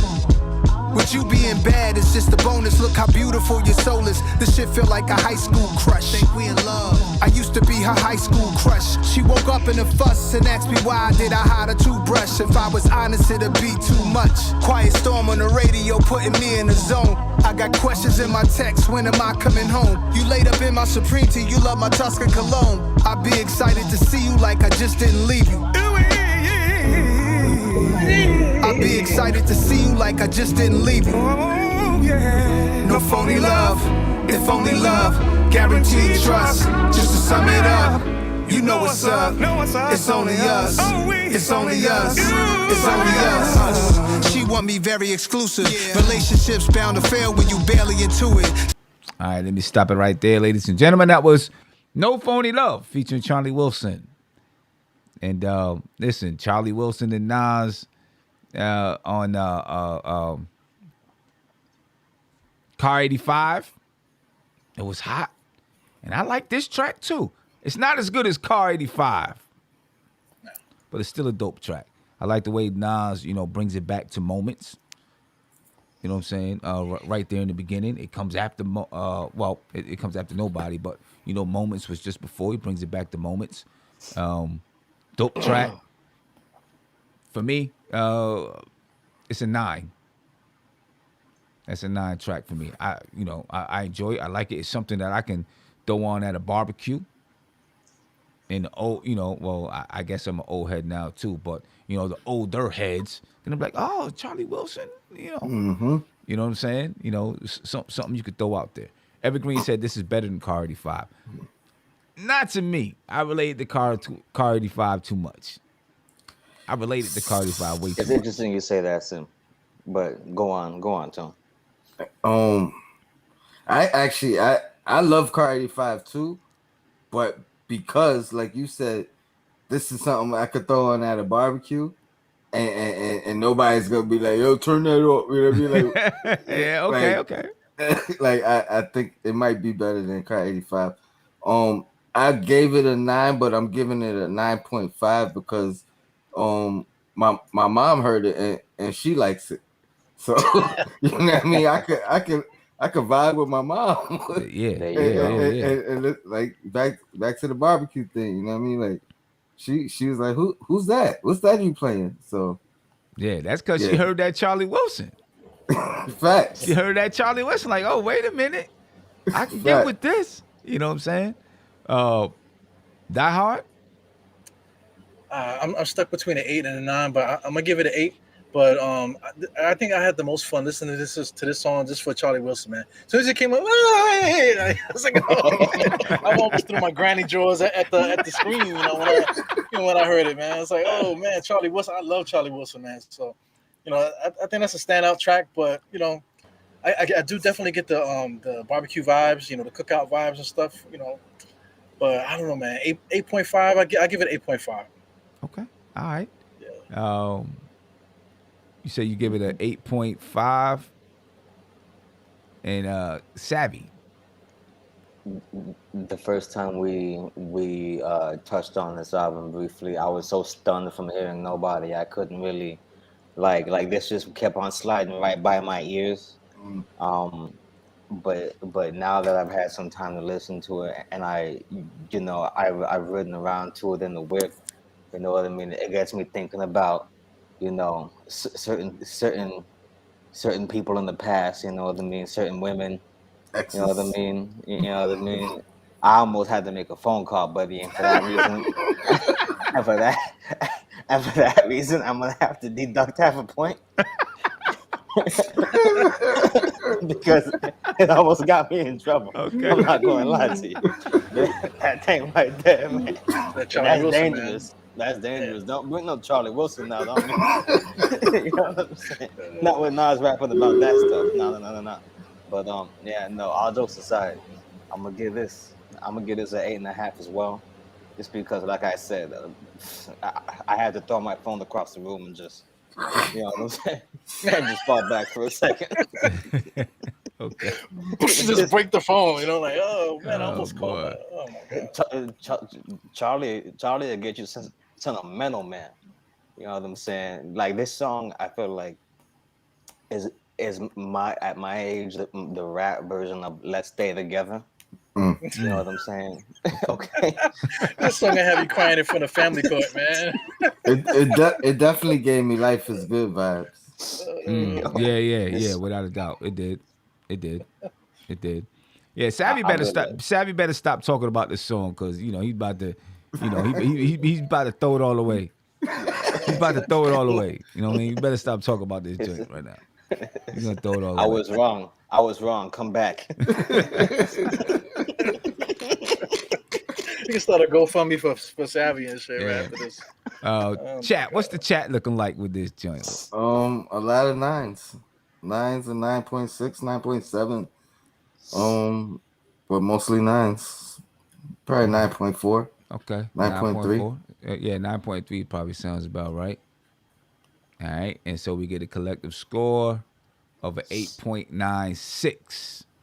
So let's go ahead and put that in there, ladies and gentlemen. precise with 8.96 for this joint right here. That was No Phony Love featuring Charlie Wilson that we just listened to. We got an 8.96. And the next joint we're going to listen to is Brunch on Sundays. All right, let's check this out. Let's go.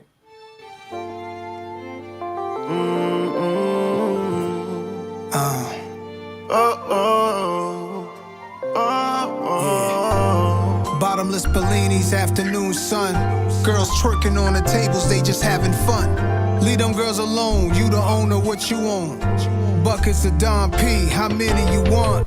My nigga, he brought his son, got his dad's face. We ordered crab cakes, table with mad plates. R&B playlist, I'm in blast space. She told me about her last date, I had to laugh in her face. Yo, that's brunch on Sundays. Bring the hookah to the table, she gon' smoke it till her lungs ache. That's brunch on Sundays.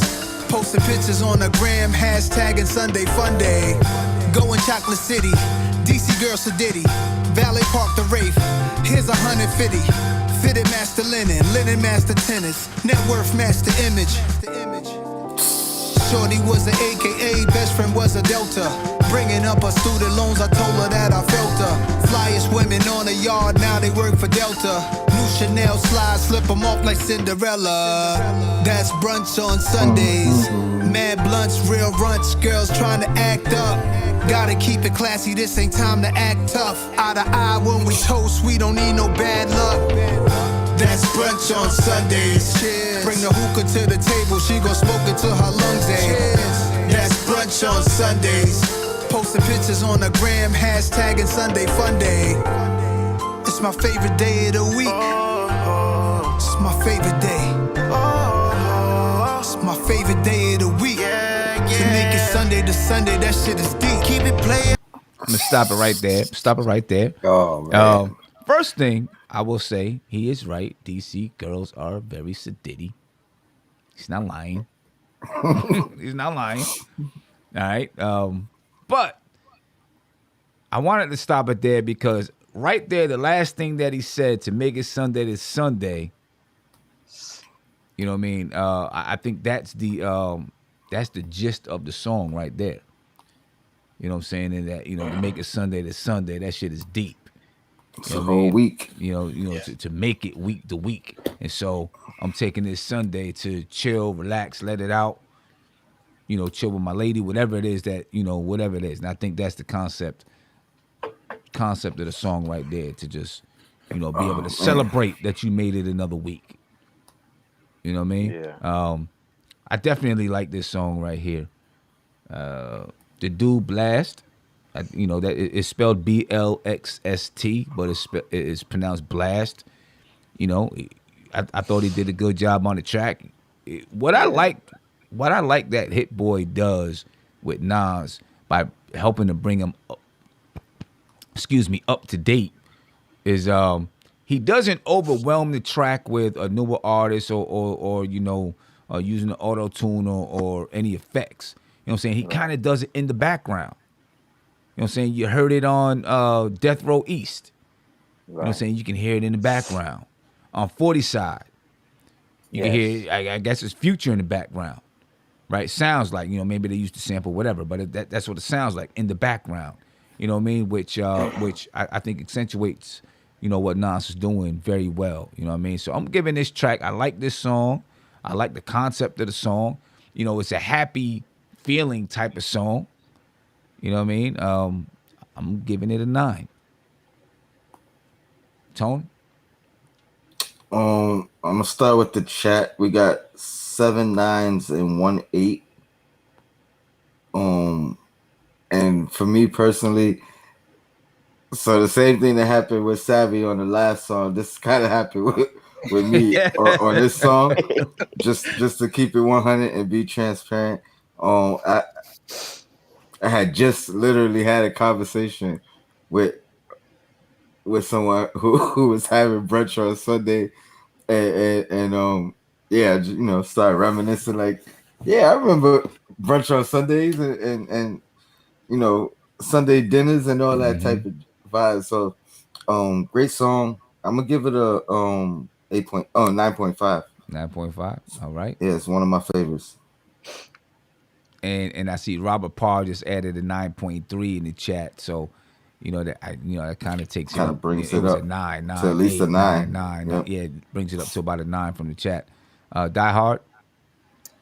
Well, I was laughing while the song was playing because I'm just silly like that, man. Well, before I get into why I was laughing, I'll say, it was definitely for women, like saying like you're living for the weekend, like Friday night kind of thing. But this is like the new thing. Everybody's living for the brunch. My sister's one of them, man. She loved brunch, man. So every week she can't wait till Sunday so she can get wasted at like 10 o'clock in the morning. But the reason why I was laughing because you got Charlie Wilson with No Phony Love, so I could see Savvy, crying in front of family court, right? And then like he got to make up, and then all Saturday he just held hostage at his girl house, and then he I'm got hugged to up wake with up. Shorty. Yeah, all Saturday, and then Sunday he's having brunch on Sunday. That's the whole the whole scenario right there. Yeah. But I also get Jay with the Damager, Me of the Papers, that piano, dun, dun, dun, dun, dun, dun, dun, dun, dun, that type of vibe, talking about women. Yeah, man. Yeah, man. Savvy.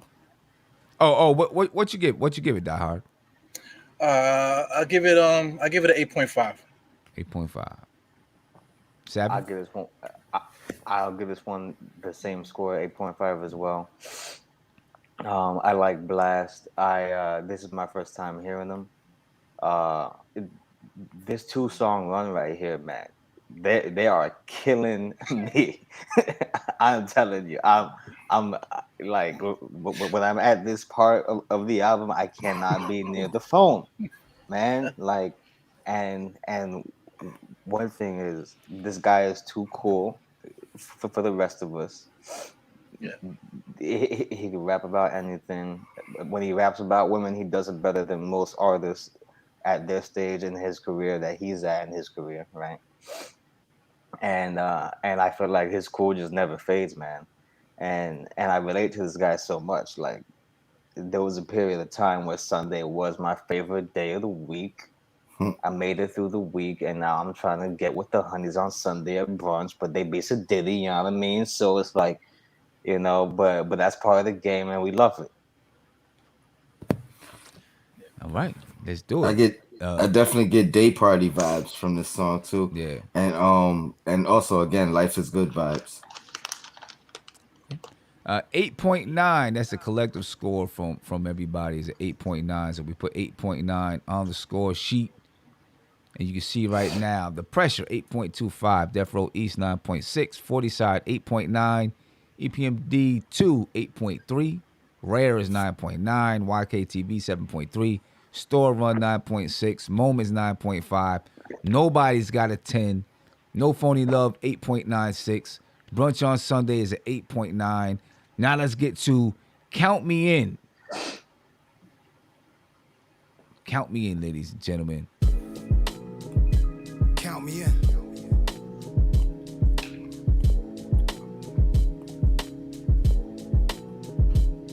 Yeah.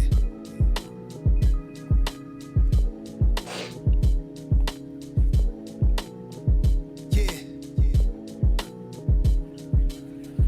Turn it up, let the radio blast. This a movie, can't catch it on HBO Max. Couldn't play me even back when we was playing tag. White snow covered the roof of the Navy Jag. That's crucial. Loose screws in my mind cause I didn't have the tools to unlock my power, then influence you. To lock me down, it'll take two of you. Must be delusional, dog. I'm living beautiful. 3, 2, 1, let's go. Count me in. Most non-sucker shit you could ever experience. Count me in. Sound of a 4-5 bustin', that's how I'm killing shit. Count me in. Sit back and let them expose who they really is. Count me in. We living that life. No two lives are alike. We living that life. All right, ladies and gentlemen, that right there is Count Me In. Nas. Tony, I'll let you start with that one right there. Now you got some thoughts on it. This was one of my least favorite tracks on the album or on the initial listen, and it has become one of my favorite tracks on the album over these past couple of days. Especially when it comes on and I'm driving. It fits my mood perfectly. So one of the critiques I had was I thought he had wasted space on this record with the hook being so long, but it was really just me anticipating where his lyrics were gonna be. But when I'm vibing and I'm driving and I'm, you know what I mean, and I'm just going, this song rocks. I'm gonna give it a 9. Okay. All right. Die Hard.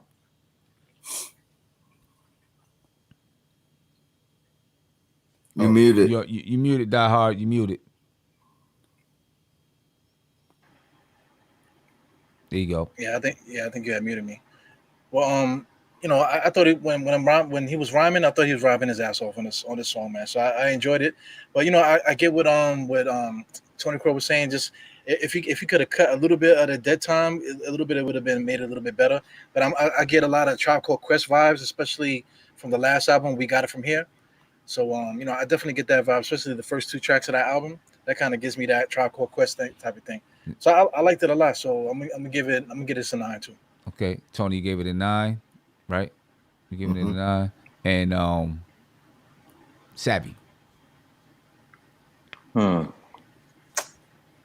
This one's so tough for me to rate because I like it, I enjoy it, and I like this jazzy undertouch that's going on underneath this whole album full of beats.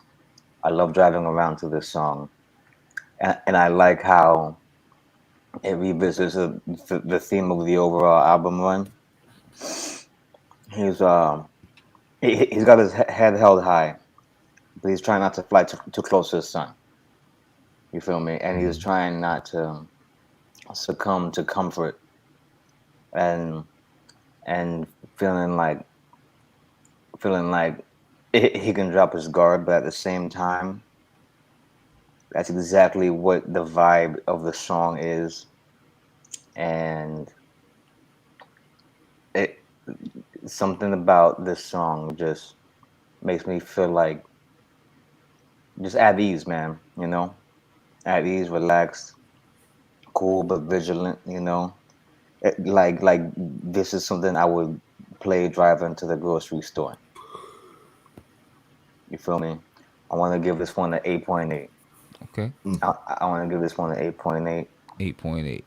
And God, like I feel like what we're getting lately is a lot of vibes, a lot of vibe heaviness, and it just works, bro. Yeah. Yeah. It just works. I really like Die Hard. You were talking about the Tribe Called Quest feel. The lady in the background, girl in the background. Like, I don't know what it is. I really like her. Yeah, You me know, too. just that little piece in the background. I really like that. You know, the little thing he says, the most unsucker shit. I was like, what is that? But you know, I really like the track though. I think I was thinking about going like with a 0.8 type of thing too, but I'm at the 9.8, and only because I don't really like that line, the most unsucker shit you could ever experience. I don't really like that line that much. That's just me, but I'm at a 9.8 for this track. I really like this track. I just like the groove of it. I mean, that line doesn't make me not want to listen to it. I'm just like, but Sorry, go on. We got four 10s in the chat, 2 8s and 1 9. 4 10s, okay, so that's about a 9.7, somewhere around there. Give it a 9.7. And so the overall score for that track is a 9.26. Count me in, got a 9.26, ladies and gentlemen. Definitely Nas said on the first King's Disease, you want the old Nas, go check out the Clue tapes. But he kind of gave you that old Nas here. Yeah. You know what I'm saying? Yeah, definitely. And I'm so glad that Die Hard compared it to Tribe, especially specifying that last album that they did, because there's a certain texture to the sound of that last album that brought me back to the early Tribe as well.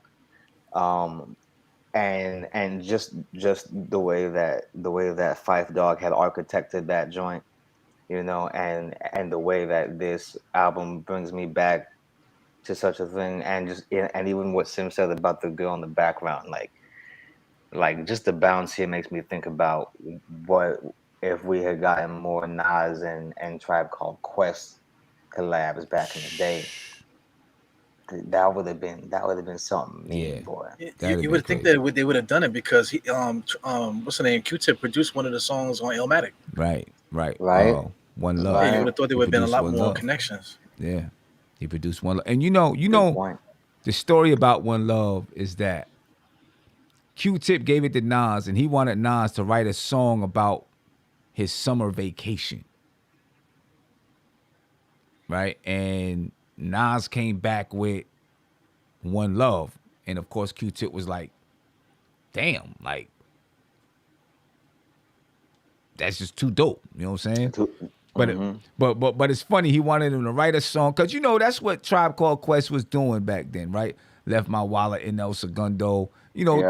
Those type of vibes and things like that. Wanted to write a song about a summer vacation. Came back with One Love. That's and that just shows you showed you the mentality of Nas, man. Next You'll be joint, out soon. Stay strong. Yeah, next joint, Composure featuring Hit Boy. Hey, yo, Hit, I like this IE weather. Hey, look. Vote yes on Hit Boy, bitch, I'm the city spokesman. They see we got this shit cracking and now they spirit broken.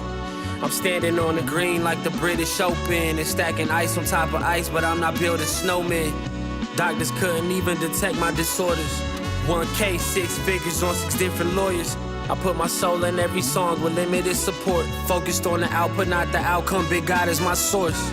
Okay, I'm gonna stop it there. I forgot about Hit Boy rapping first on this track, but still, that's good. We got to hear it a little bit. Now let's skip and get to Nas on the track.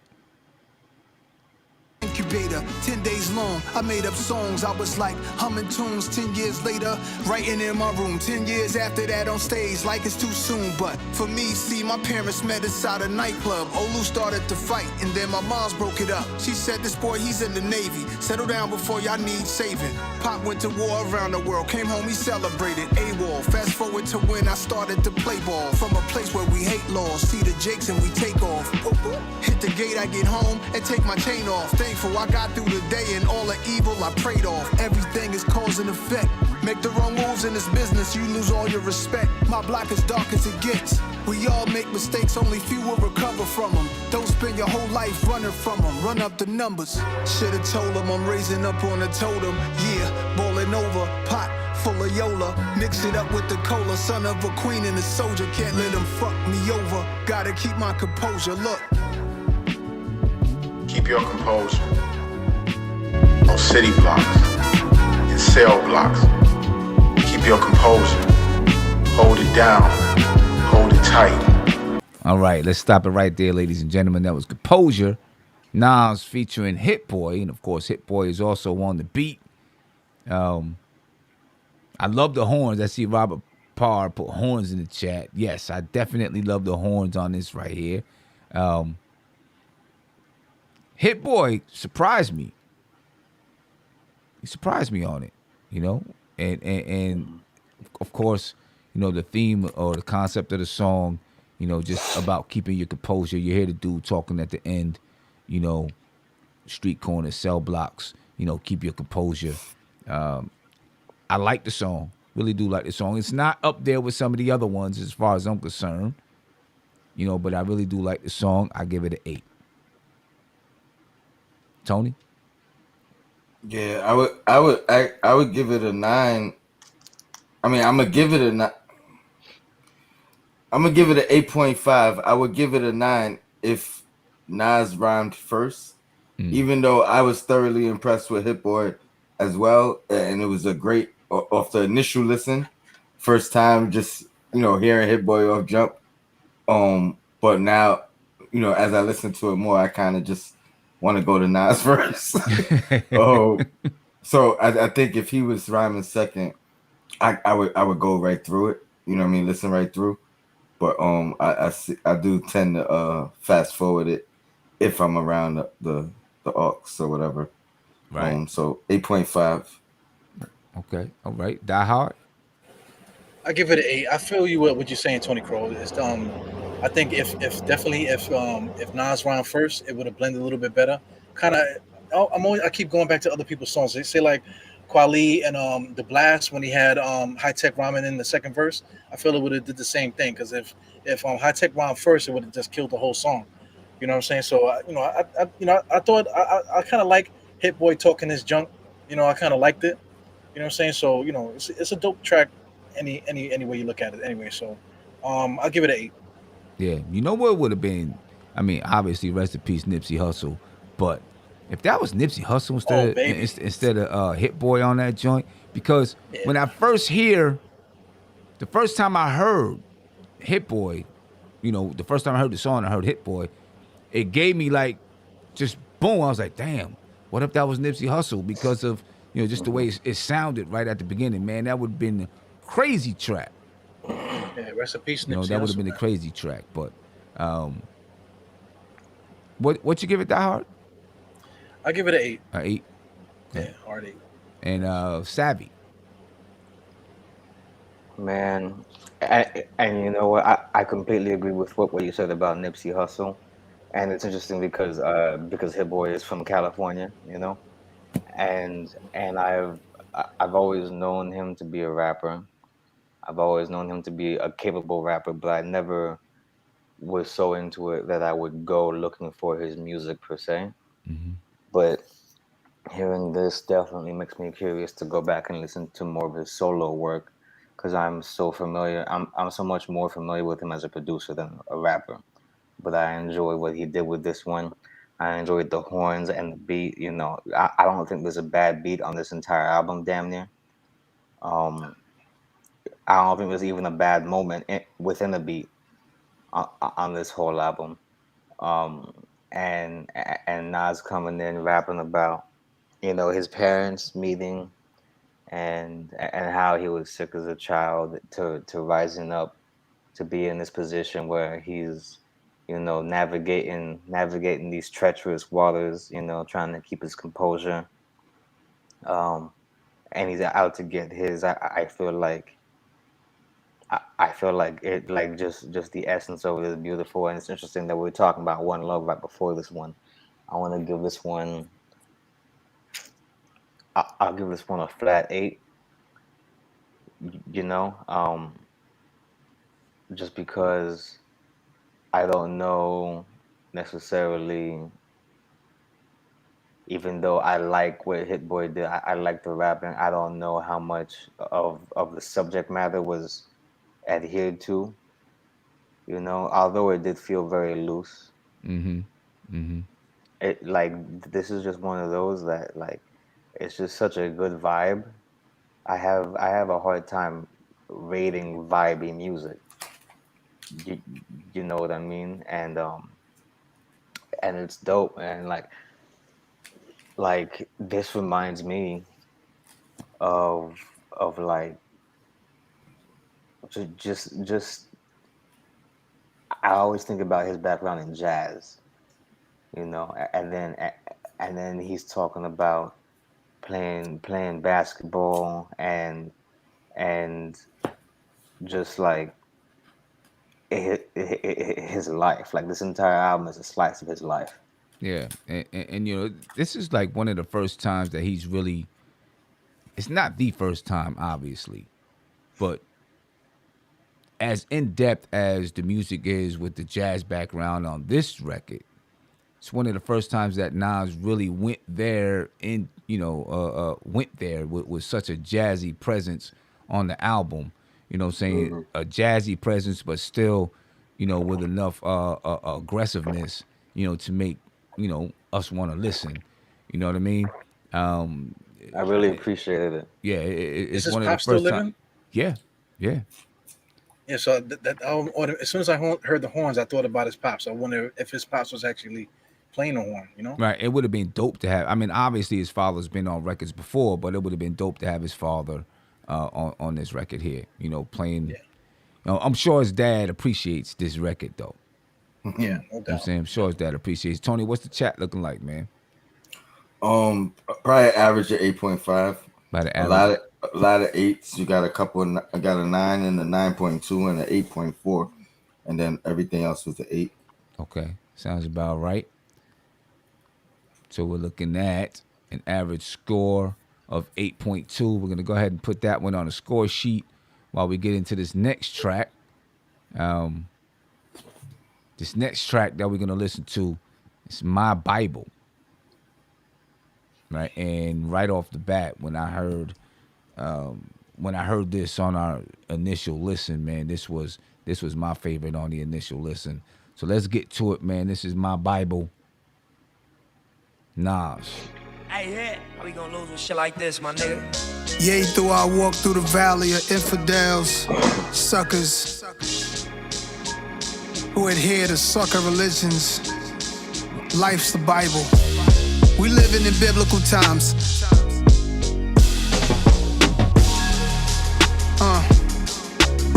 First chapter. This chapter called Men. Given knowledge by the psychotic, the black was college. We don't add it up, then that shit'll leave us divided. It's sorta like 10 commandments. I'm talking about men and standards. I'm trying to reverse the damage. You boys obsessed with cameras. The debt we was handed. So many move like Judas. Look at the past, it's proven.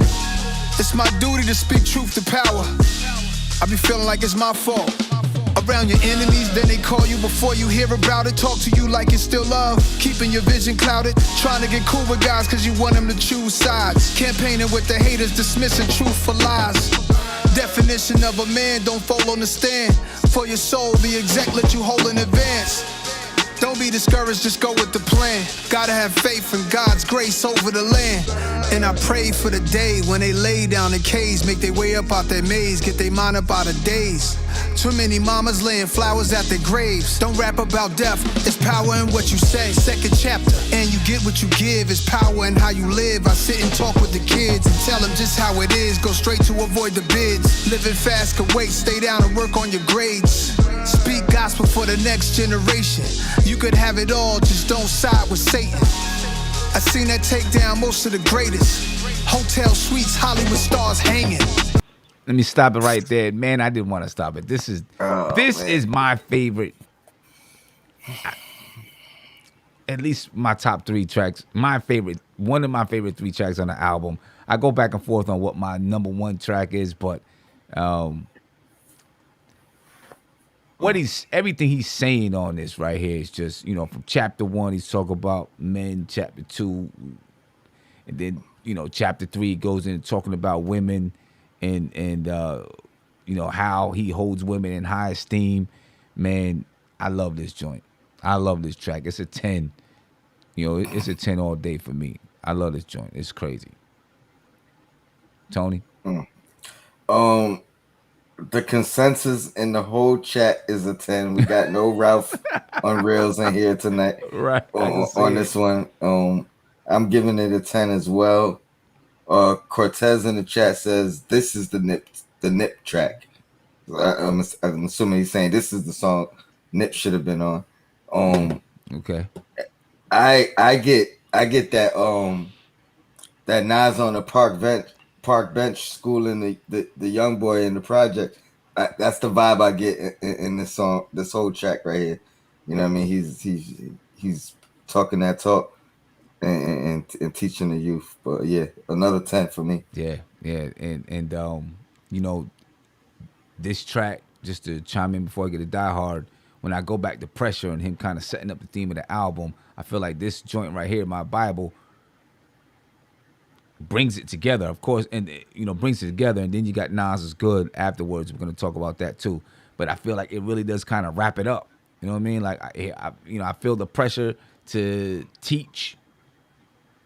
He goes through a few lessons throughout the album, and then bam, he hits you with the master, the master lesson, man. It's just, it's crazy. Die Hard?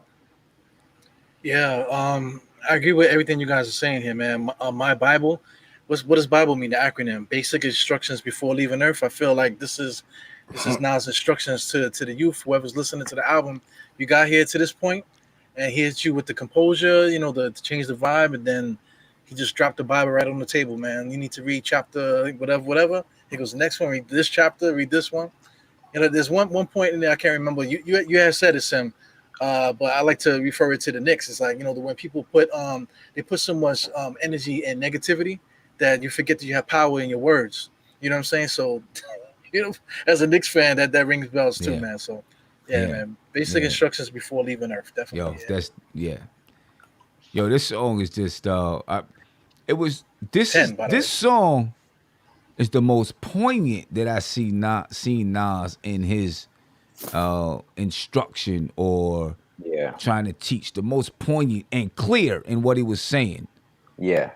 No subs. You know what I'm saying? Like there wasn't a lot of I gotta figure out what he's saying. He's speaking in parables or whatever. It was clear and right there. You know what I mean? And Savvy. Yeah. Man, this song is also one of my favorite, and I didn't expect it to be, because of the title. I was afraid that it was gonna get a little bit sanctimonious, but it did not. And just like you said, Sim, he was very precise and clear in his message and very poignant. They said this is the Nipsey track because it's Nipsey's voice that comes in on the beginning of the track and actually says, hey, we're gonna do some ish like this, and then he starts, though I walk through the valley of infidel suckers, Um, Yeah. it's just so densely packed with what he's talking about. Like I said, he can convey whatever he wants with the English language through his raps. He takes you from the biblical pretext to talking about how people fall into like confirmation bias and like get their clouded judgment, uh, campaigning with the haters, dismissing the truth for lies. You feel me? Definition of a man don't fold on the stand. You know what I'm saying? For your soul, the exact what you hold in advance.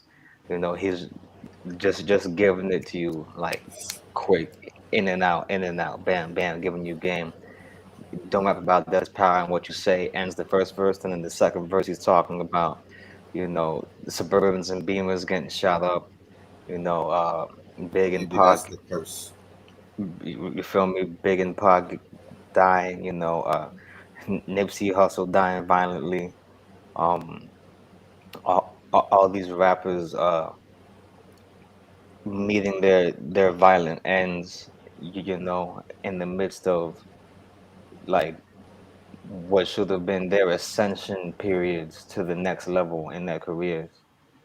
And especially in Nipsey Hussle's case, because Nipsey Hussle had just released his magnum opus, his best work, had the most recognition he gotten in his career, and then it came to the end it did. I give this song a 10 as well. Uh, I just love the way that this guy goes about everything, choo- the way he chooses his methodology. You know, this song is called My Bible, but anybody from any religion could appreciate this song. Right.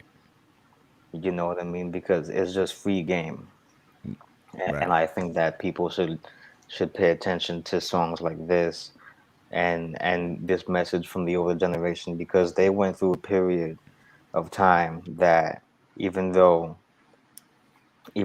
there was like really huge stars at the time that were involved with these beefs, they were not untouchable. And so what we will come away with is that anybody can get touched. We all need to be thinking about life and not death. And and I think it's true, especially now, being that it seems like rappers are more disposable than they've ever been. You know what I mean? Like there's so much violence and so many rappers that cut short. And I remember like a couple years ago, I was talking about it with somebody, and they said that, and they work with kids like in high school and whatever. And he said a lot of these kids' favorite rappers have been killed in front of them, like not literally in front of their eyes, but XXX. Right. they started listening one year, and then a couple years later, or not even, the favorite rapper is dead. Right. Right. And that's happened to a lot of people in the younger generation, in Generation Z, right? And I think that this message is one of those that needs to be out there. Yeah. You feel me? Kai Vase, he was talking about, this record. He said he wished it had a hook, right? So he took off 0.5 points because he wished that it had a hook. And you notice though, on this record, there's a lot of on this album, there's a lot of records that don't really have a straight up hook. You know what I'm saying? Or I mean, I guess they do. They don't have any kind of a singing hook. I mean, really, there's one record with a singing hook. That's Brunch on Sundays. Well, you got Brunch on Sundays. Yeah, yeah. Hashtag and Sunday Fun Day. You know Yeah, what I yeah. mean? It's kind of a singing hook, and then you got No Phony Love. Right. Right. But there's not a lot of it's not one of them albums with a lot of singing hooks, or the hooks kind of flow right into the verses. This song doesn't even have that, I don't think. I knew Right? that this was going to happen on this album from the beginning of the first track, because in the first track, what did he say to you? God's on across the belly. That's it. You know what Yeah. I'm saying? Like I'm gonna keep it real simple. I'm gonna say what I need to say, and then I'm gonna go. Yeah. And that's why I think Tony Crow makes an excellent observation. Hit Boy comes into Nas's world so much more on this album because he's just here to let you know some stuff, and then breeze out, and he's extremely entertaining while he does it. Yeah. So because Kaves gave it a 9.5, it gets like a 9.99 on the score, like a 9.99. So, you know, we're gonna have to revoke that re-invitation for Kaves. It's like a 9.99. So let's get to the next track, ladies and gentlemen, and this is the last song on the album entitled "Nas is Good." Nas is good.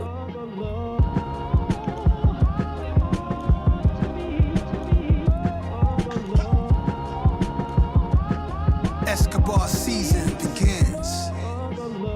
Touch up the game like a photo edit. Camera roll like Oscar Michaud, they got a roll of credits. Like Rome came into Kemet and they stole the essence.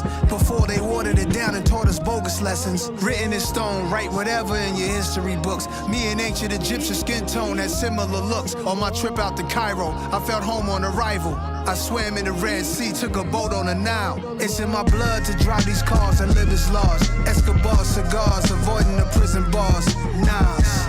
I deserve the threads in my closet. Big boy deposits, Nike shares and stock tips. Catching up with those who had a head start. Used to get eviction notices that had a red mark.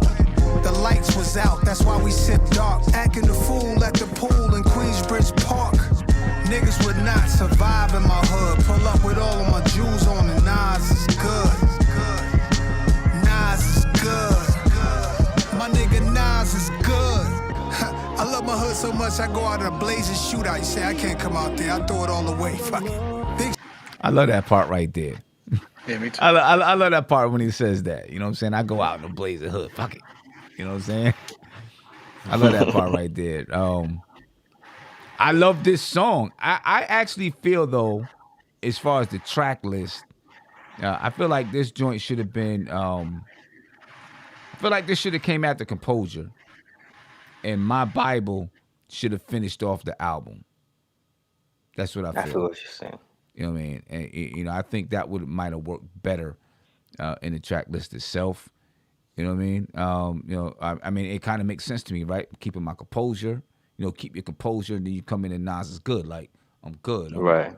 And then you got My Bible. Boom, that puts it all together.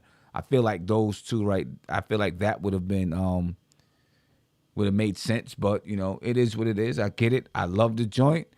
I would have liked it to be a little bit longer. Yeah.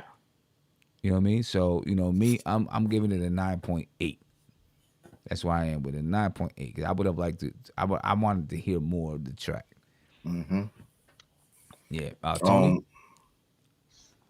I'm with you, Sim. Again, I got 9.5, but it could have easily been a 10 if the placement on the album was right, or if there was another verse. So I agree 100%. I think a couple of the songs on this album, the ratings, you know, as far as what we're doing right now, was affected by the placement of the song where it was. He had a chance.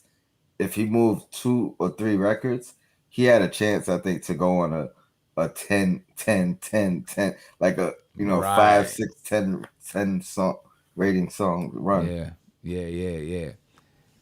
I agree with you there. Die Hard, what's your thoughts, man?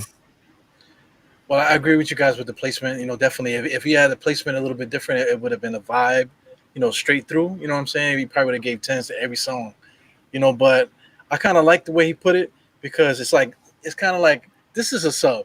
You know, this is like Nas is good, because it's like, to me, it's like him jabbing at Kanye, because the beat is definitely Kanye-ish. You know what I'm saying? But Hit Boy did it right. You know, and then, you know, Kanye West is also dropping the album. You know, and then you only get like half a song too. So this is kind of like them both showing off, kind of in a subliminal kind of way, because you know, Hit Boy went crazy with the beat and Nas went crazy, and then it just kind of just walked away. So like, Nas is good. I don't need to give you a second or third, you know, crazy verse, because you know this song right here kills the whole Kanye West album. That's what I think. The Kanye West and Nas album. Okay. It is a very Kanye-ish beat. There's a couple of beats on here that's kind of Kanye-ish. Yeah. You know, your old Kanye. Yeah. So I give him a 10, by the way. 10. 10. Okay. Yeah, just for the song. And Oof. as a matter of fact, you know, Hit Boy put out that video, you know, talking Yes. about, we didn't have a bunch of dudes in the studio and a bunch of people writing the rhymes and this and that. It's just me and him and me and Nas in the studio. Some people thought he was coming at Kanye because he also said, I'm not on IG Live making some weird video and da da da da. People thought he was talking about Kanye. And of course, him and Kanye, Hit Boy, from, basically saying, Kanye ain't trying to use any of my music anymore to put on some of, this album or that album or whatever it is. They got a little thing going on with each other. You know what I'm saying? So I'm pretty sure in that IG video, he was going at Kanye. I wonder how, if at all, it affects the relationship between Nas and Kanye. Nas is probably kind of mad at Kanye anyway, because when they were working on that, on the Nasir album, he wanted to be able to be in the studio with Kanye like he's doing with Hit Boy right now. You know what I'm saying? But Kanye was like you said, Savvy. He was, he was wilding out. You know what I'm saying? And so that Cold War. Yeah, they didn't really get a chance to work together like the way Nas wanted to. And then the rollout was iffy. You know what I'm saying? The rollout of the album was iffy. Kanye was supposed to be producing it and everything, and it didn't sound complete when the tracks came out and all of that. You know what I mean? There was a running joke about that Nasir album that someone said that I felt like it probably had a lot of truth to it. He said that that Nas probably heard the final cut of the album for the first time on the drive over to the bridge. He probably did. He probably did. But man, I remember when we did our first reactions to this album, and it was between this and Rare for me for what my initial favorite song was going to be. And it's just, I don't know what it is about him and Hit Boy, man, but what they're making right now, each of them is just perfect for what each other wants to do musically.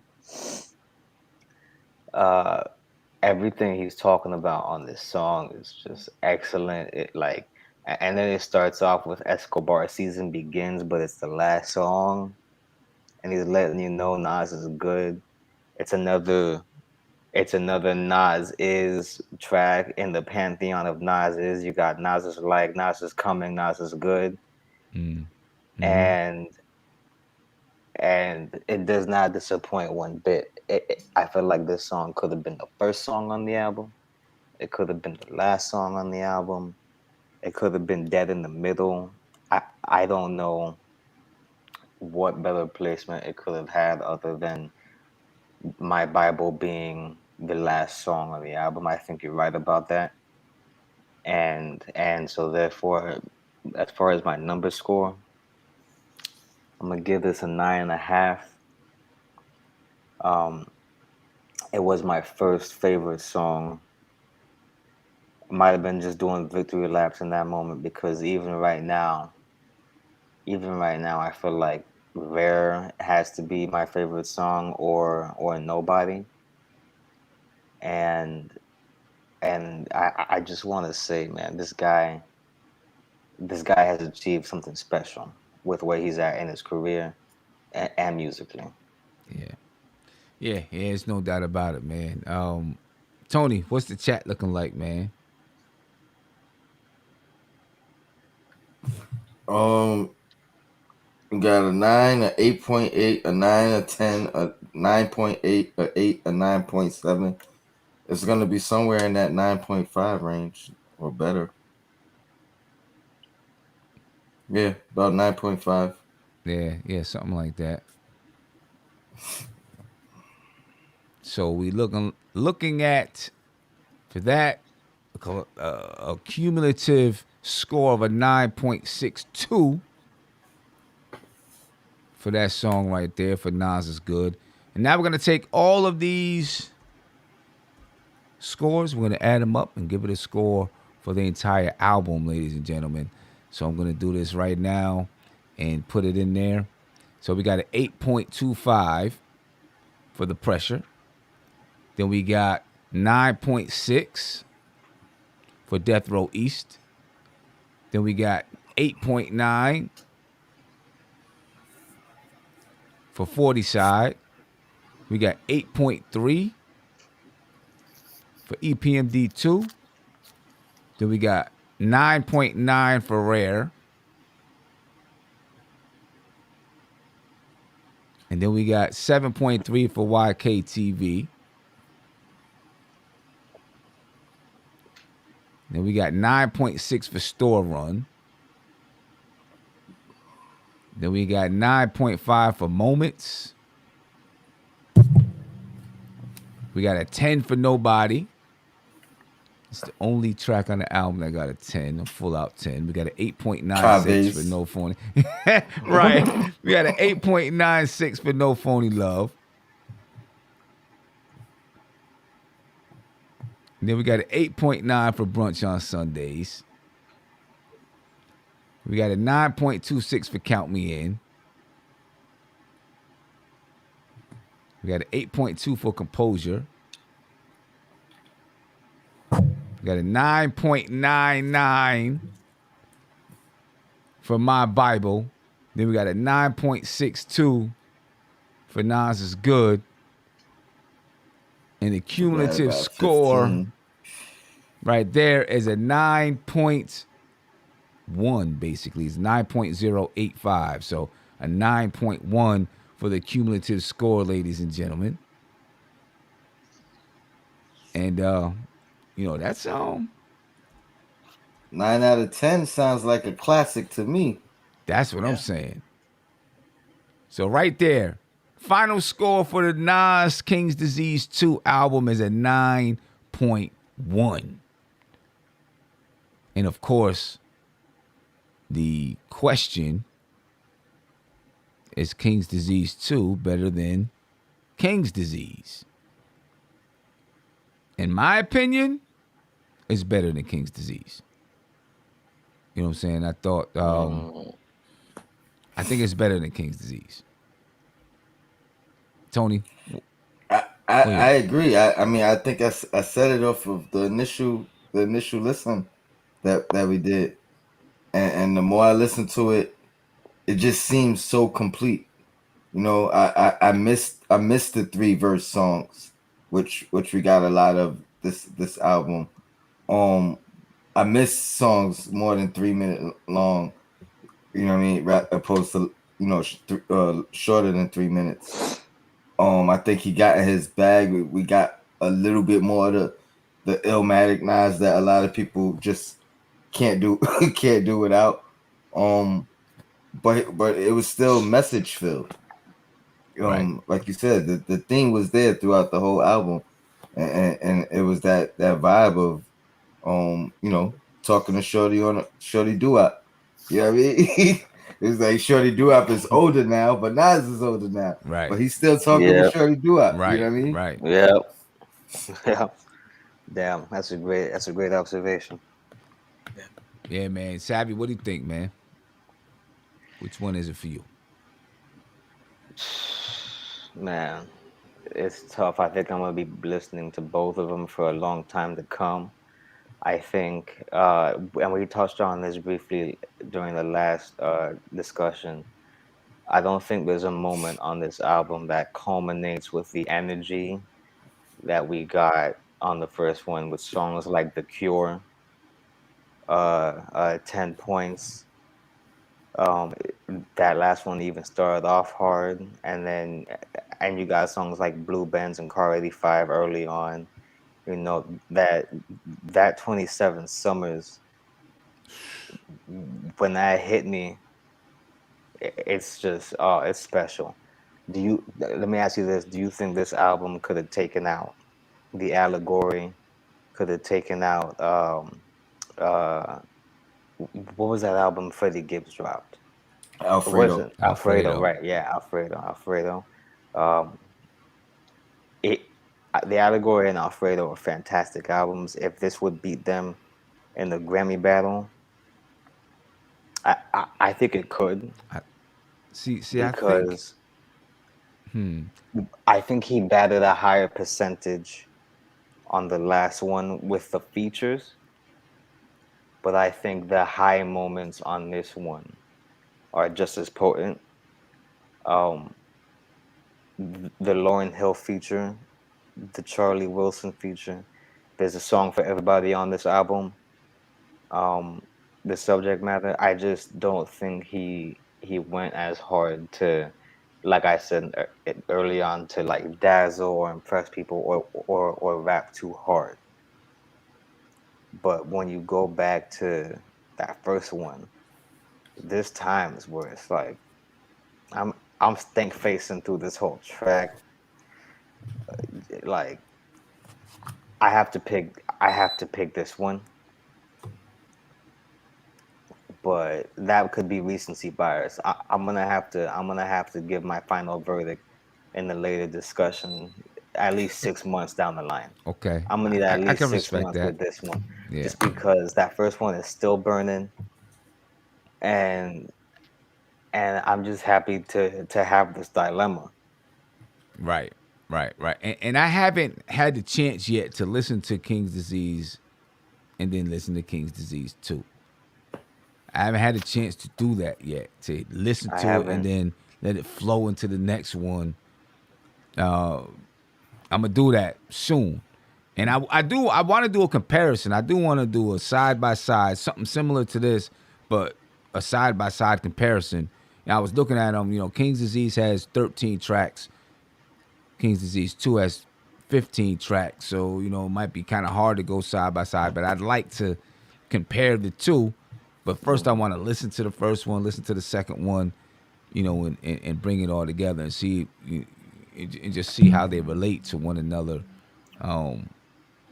Tony?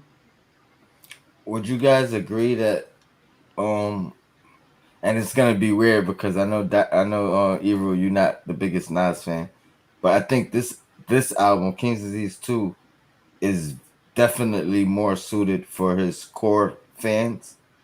And I think King's Disease kind of introduced him to a younger audience. True. Right. So maybe I don't know, maybe that younger audience still, because they got reintroduced or introduced for the first time, maybe they like this version as well. I don't know what the consensus is with the younger audience, but I feel like he kind of, like, this one was a lot more for his core fans. It kind of reintroduced him to his new fans. You know what I'm saying? Because we heard a new Nas. We heard him on new beats. We heard him with shorter songs. Lyrically, he's still there.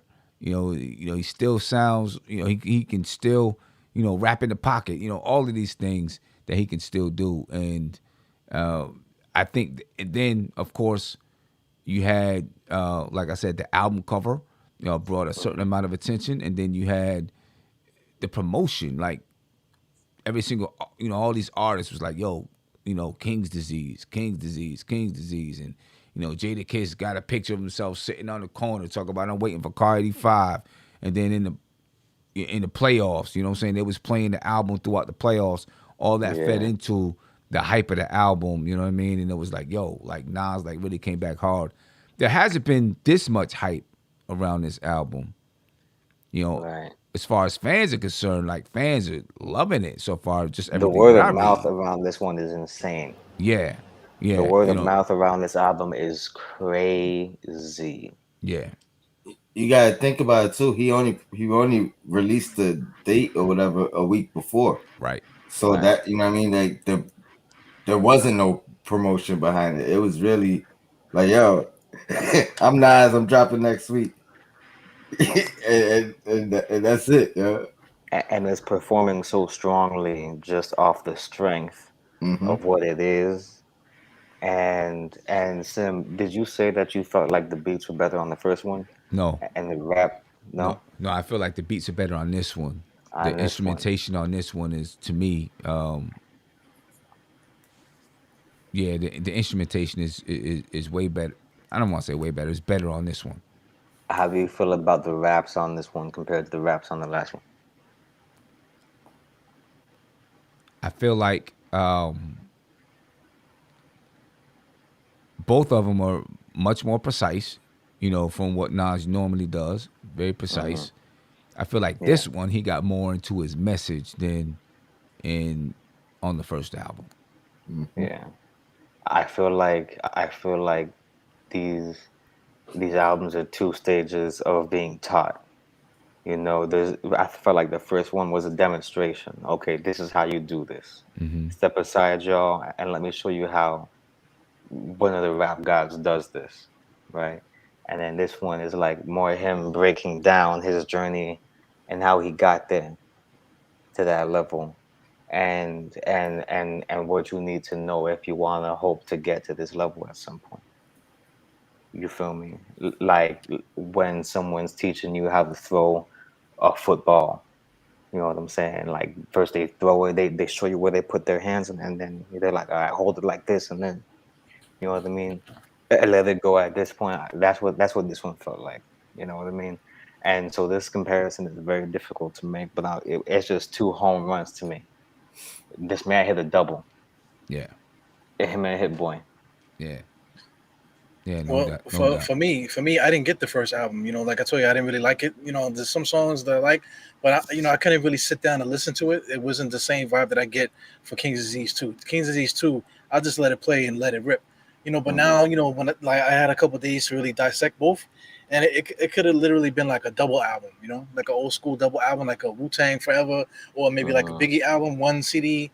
CD one is different than CD two. You know what I'm saying? But they tell a whole story. But you guys were mentioning Freddie Gibbs too. You're saying Alfredo and Bandana. Those are the albums that everybody keeps talking about. But I think his classic was Pinata. I still play Pinata to this day. Pinata is Hmm. crazy to me. You know what I'm saying? Pinata So was, yeah, yeah, yeah, Pinata was crazy to me. So the reason why I'm making that comparison because it's Freddie Gibbs and Madlib. I think that collaboration there on Pinata yes, was incredible, man. Like yes. just a flawless album, and I get the same Pinata vibes that I get off of the King's Disease too. You know what I'm saying? So Hmm. I feel like King Disease one is more like Alfredo and Bandana. Maybe even the other one did it a bit in between. But this King's Disease two, man, it to me is an instant classic, man. I think I'll never stop playing this album. That's how much I like it. Okay. I like that comparison because I did feel that same way when Pinata came out.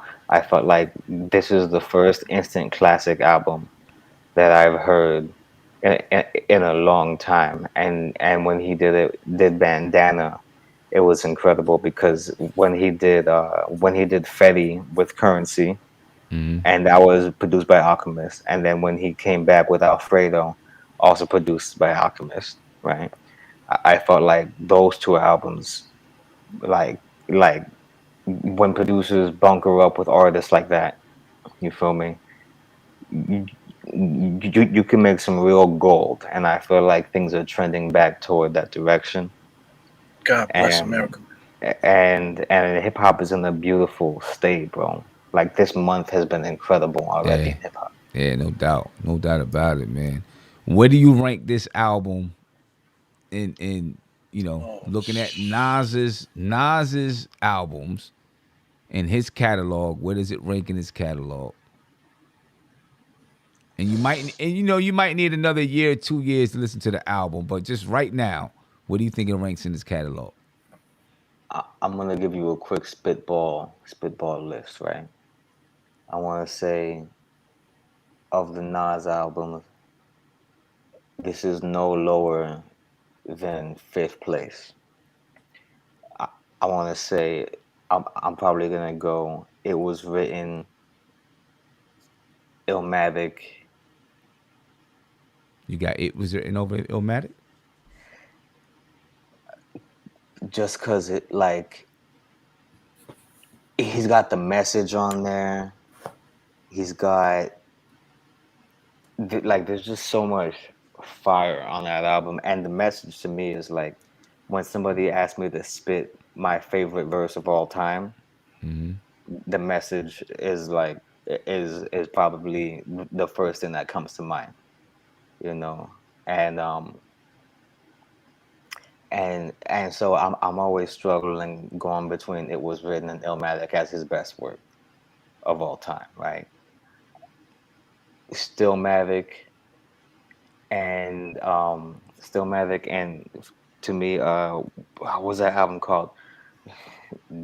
Godson. I have a hard time putting one over the other. I might lean towards Stillmatic. You feel me? And then we have Life Is Good, which came along, you know, before 444 came out. It was the first time I heard grown man rap sound so good. And now that begs the question to me, you know, about King's Disease albums versus 444 as well, and the late run of these guys. So I want to say this is in the top 5 of Nas albums because I do think it's better than Stillmatic. I think it's better than Godson. I think it's better than Life Is Good. So you talking top 3 now? It's you talking top it's 3, there, man. You talking top 3 because you got Illmatic, you got It Was Written, Stillmatic, Life Is Good, Godson, like, and I didn't name that in any order except for Illmatic and It Was Written for me 1 and 2. That's me. It can go 3 to 5 for me. Right. So now you got Stillmatic, Godson, Life Is Good. I've never heard him sound so good over such great beats at such a high clip, man. Like, right. Quiet Money said it's definitely top 3. So if you're going top 3, that means it, you know, somewhere around Illmatic, It Was Written, and then King's Disease 2. Somewhere around. I mean, you know, I got a 6 or 7. You got a 6 or 7. Okay, what you got above it? Actually, everything you guys named, I think I have to put on that list. And also Street's Disciple. Street's Disciple. Yeah, that's some heat on that. And that's, you know, I'm a Nas fan like we all are. It's not to take anything away from him, but yeah, I have a hard time. Just again, I would have to sit down and really analyze it, but just off the top of my head, I have a hard time putting it above Godson. I don't even know if I could put it above the Untitled. Like when I sit back and think about Nas albums, yeah, I don't know. I would have to really sit down. That's like a 12-hour show, Sim. Like, I think what Nas does so well is that even though he has a couple of those albums that's just so close to the sun, that's just supernovas, so few of his albums are that far apart in what they do for me as a hip hop fan, as a Nas fan, as a rap fan.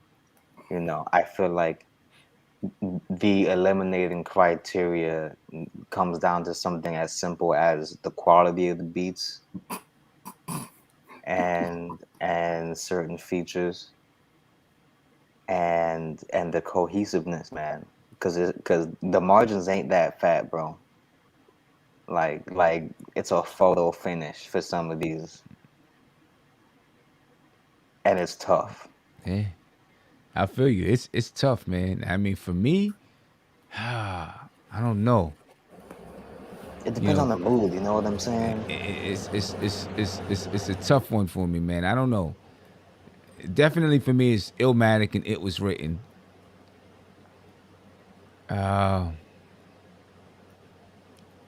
Okay, so I think I don't know if I put it over Stillmatic. I think that Stillmatic is more creative. You know, when you got Rewind and songs like One Mic, and then you got What Goes Around Comes Around. You know what I mean? Or What Goes Around. You know, those songs to me are, you know, just more creative than Poison. what he did on here. You know, not, and I'm not taking anything away from these songs. You know, Poison they're was all so dope. I hard. just think that, you know, there's a little bit more creativity on Stillmatic. So that's why I think I would give Stillmatic the nod. Stillmatic was incredible. And then now I'm looking at how, you know, it's hard. I don't know. Godson. Then with Godson,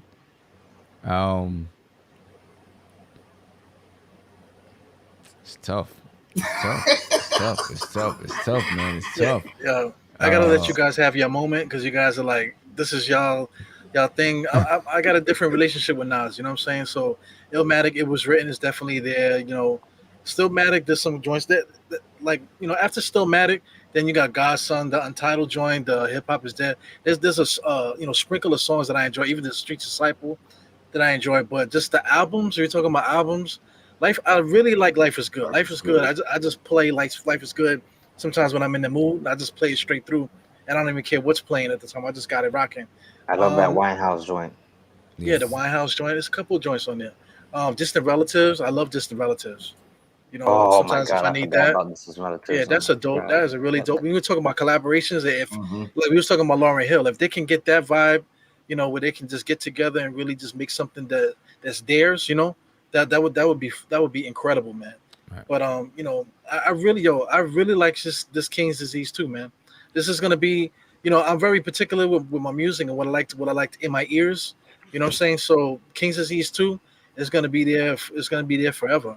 Yeah. It's just one of those joints.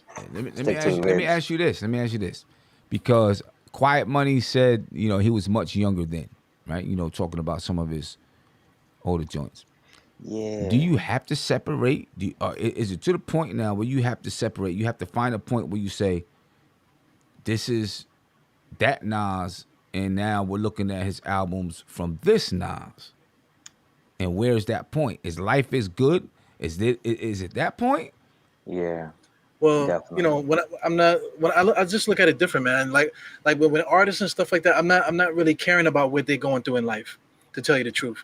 You know what I'm saying? If they put out music, that's what they're going through. That's not, you know, so I'm not really gonna judge people how they go through it. If I'm not feeling what you're saying at that particular time in your life, that's just what it is. The vibe is just not correct for me.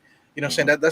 That's why I can't really just say that I'm a fan of his work, you know, like that. But you know, sometimes, you know, you can come across paths with people. You know, you just come and hit the path, and it's like, wow, I relate to this vibe now. You know what I'm saying? This vibe that he brought together with this work. Even if, you know, even if it's an older Nas or whatever, it's this particular time and space, he made something that just resonates with my life, you know, in such a way that I'm gonna keep this piece, you know, it's just gonna be forever a soundtrack of my life, type of thing. And Die Hard, that's the reason why I'm such a Nas fan, right? Because ever since Illmatic came out, I always felt like I never had an older brother, right? I got a younger brother. I have a cousin, you know, who was kind of like an older brother a little bit. Never really had an older brother that, you know, could just sit down and just drop some science with me. And I always felt like Nas was like, I could listen to his music, and when he was going through some things, I was kind of going through those things in my life too. You know what I'm saying? So I always felt like his music was having a conversation with me. You know what I mean? And so every single stage, every single album that he dropped, it felt like he was in a stage that I was in my life as well. You know what I mean? That's why I related to everything, even Nostradamus. You know what I'm saying? I hated Nostradamus. Nostradamus really set me off, man. Nostradamus set me off. Ebro, go back and listen to it today and see if you don't like it. All right. You gotta force me, man. You gotta force me. It's some joints on there, you'll be surprised how that album aged. Going back to Nas's old albums is kind of a trip for that reason, Tone. It's kind you know what's funny? You know what's funny about me though? Like I get what Sim is saying, and a couple, you know, just when you're going through stuff in life, sometimes you can hit an artist and they just got your soundtrack, at the moment. You know what I'm saying? So this might sound weird, but like Sean Price is that for me. Sean Price is never on anything positive, really. But at the same time, it is. And in his Brownsville, East New York, is where I'm from. So I get where he's coming from. The way that he says certain things, punch, blah blah blah blah. But I'll still punch you in the face. That's the vibe that I'm always on. So whenever I want just to get just to find out, like, remember who I am or who I was at one point, it kind of just calibrates me or whatever to get me on the path. So that's I get what you're saying. Just like music has a way of doing that, no matter what genre you pick or whatever, man. But I do think Life is Good is probably that point though where you start to separate his career from the older Nas, and I'm not even talking about like just where he was in his life, just his rapping style. It kind of switched up a little bit. You know what I mean? And Life is Good is where, for me, I could really hear a difference in him rapping and starting to change and starting to be able to, he was really, he was rapping about, he was going back. When I say go back, I mean like reminiscing a little bit more on Life is Good. And from Life is Good forward, you started to hear music where he's, talking a little bit more about what happened in the past and how to move forward from what happened in the past, being that kind of guy where up until that point, I think before Life is Good, his last album before that was Untitled, right? Yeah, it was Untitled. Untitled was kind of a point where he was, with Untitled, he was just basically, hip hop is dead, Distant Relatives, and then Untitled. Those are all like very theme based albums. You know what I'm saying? In the kind of in the middle of his career, and then I feel like Life is Good, pushed him into this part of his career. What time period with those three, the Untitled, the Distant Relatives, and the Life is Good, like even I feel like that period is underrated. What were you gonna say, Tone? I actually think Untitled and Distant Relative, I think that's when he kind of started going into that bag of where he started changing, and I think he's always been social, but I think he put that in the forefront on those two albums. And then Life is Good, for some reason it just felt like he was super comfortable, like comfortable with in his own skin. And I'm not trying to take anything away from the past of his career before that, but like wherever life took him, whatever was going on in his life, he wasn't sheltering it. You know what I mean? He was just open about his inner dealings with life and relationships and his father and his mom, and you know what I mean? Like he was just opening up about everything, and it was just like a comfort zone of this is who I am. I think prior to that, especially prior to the Distant Relatives and the Untitled, I think prior to that, he was very conscious about his image, conscious about what his name was attached with, who he associated with. You know what I mean? Like he was super not shy. What's the word? Like he was low key. You know what I mean? Like he was behind the scenes prior to that. And Life is Good, he just opened up, and he's been like an open book since. That's true. Yeah, that's definitely I feel like a lot of his albums resonate with some part of who I am at my core. You know what I mean? So it really depends on the mood I'm in the day I'm having. Some days I feel like he never got better than when he was rapping on It Was Written. But then I'll hear One Love or Life's a Beat. You know what I'm saying? And I'll be like, man, just how did this kid catch lightning like this? And then I'll listen to some of the Stillmatic cuts, and I'm like, just this guy is a fool with some of these concepts, and then like it's just so ill. Like he resonates with the hustler and the ladies man, the guy who's just cooler than you. You know what I'm saying? And I feel like that aspect is what allows him to go and try all these daring things, because we wouldn't tolerate a lot of this experimentation from other rappers. Yeah, You know, yeah. No you doubt feel about me? it. Ladies He's and definitely feeding a lot of people. yeah, ladies and gentlemen, man, we've been on for 3 hours. It's 3 o'clock, almost 3 o'clock in the morning. I'm about to head off and get some sleep because I got some work to do tomorrow. But I really appreciate Tony, Die Hard Savvy. Really appreciate you guys staying up. You know what I'm saying? You know, some of y'all working in the day and doing whatever. I'm on Spending vacation. time with family, man. You know what I'm saying? And he's still up talking about Nasty Nas. I want to give a shout out to Big Freezy in the chat. Peace to you, my brother. But any last words, Tony? As always, shout out to the chat, shout out to the panel. Sim, keep doing your thing. Yo, Black, it's time. No doubt. Die Hard? What's up, man? I got a couple things. Well, Orange Blue, Blanche Tears, Mr. Freezy, he said empathy. You know, I get it. You know, I like to think of myself as an empath. You know what I'm saying? So the energies, that type of thing. So you know, that's why I don't really vibe with a lot of stuff that's going on, because I have my own energy. I'm not gonna let someone's energy, you know, like that type of thing. It has to cross. We have to cross. In order for that to work. You know, if you can get what I'm saying. But shout out to the hat World Peace. This is actually a Ron Artest joint here. You can see the logo there. This is one of Ron Artest's old logos. So I wore it today for the whole Queensbridge thing. So if anybody's wondering why I got a World Peace hat on, that's why I got it. All right. Hell yeah. Salute. No doubt. I mess with it. Shab D? It's clean. I want to say shout out to the Stoop kids, the chat, the panel, hip hop. Nas is good. No doubt. Ladies and Nas is gentlemen, great. we appreciate you all, man. And, you know, might as well just take you out of here with at least a beat. You know what I'm saying? We out.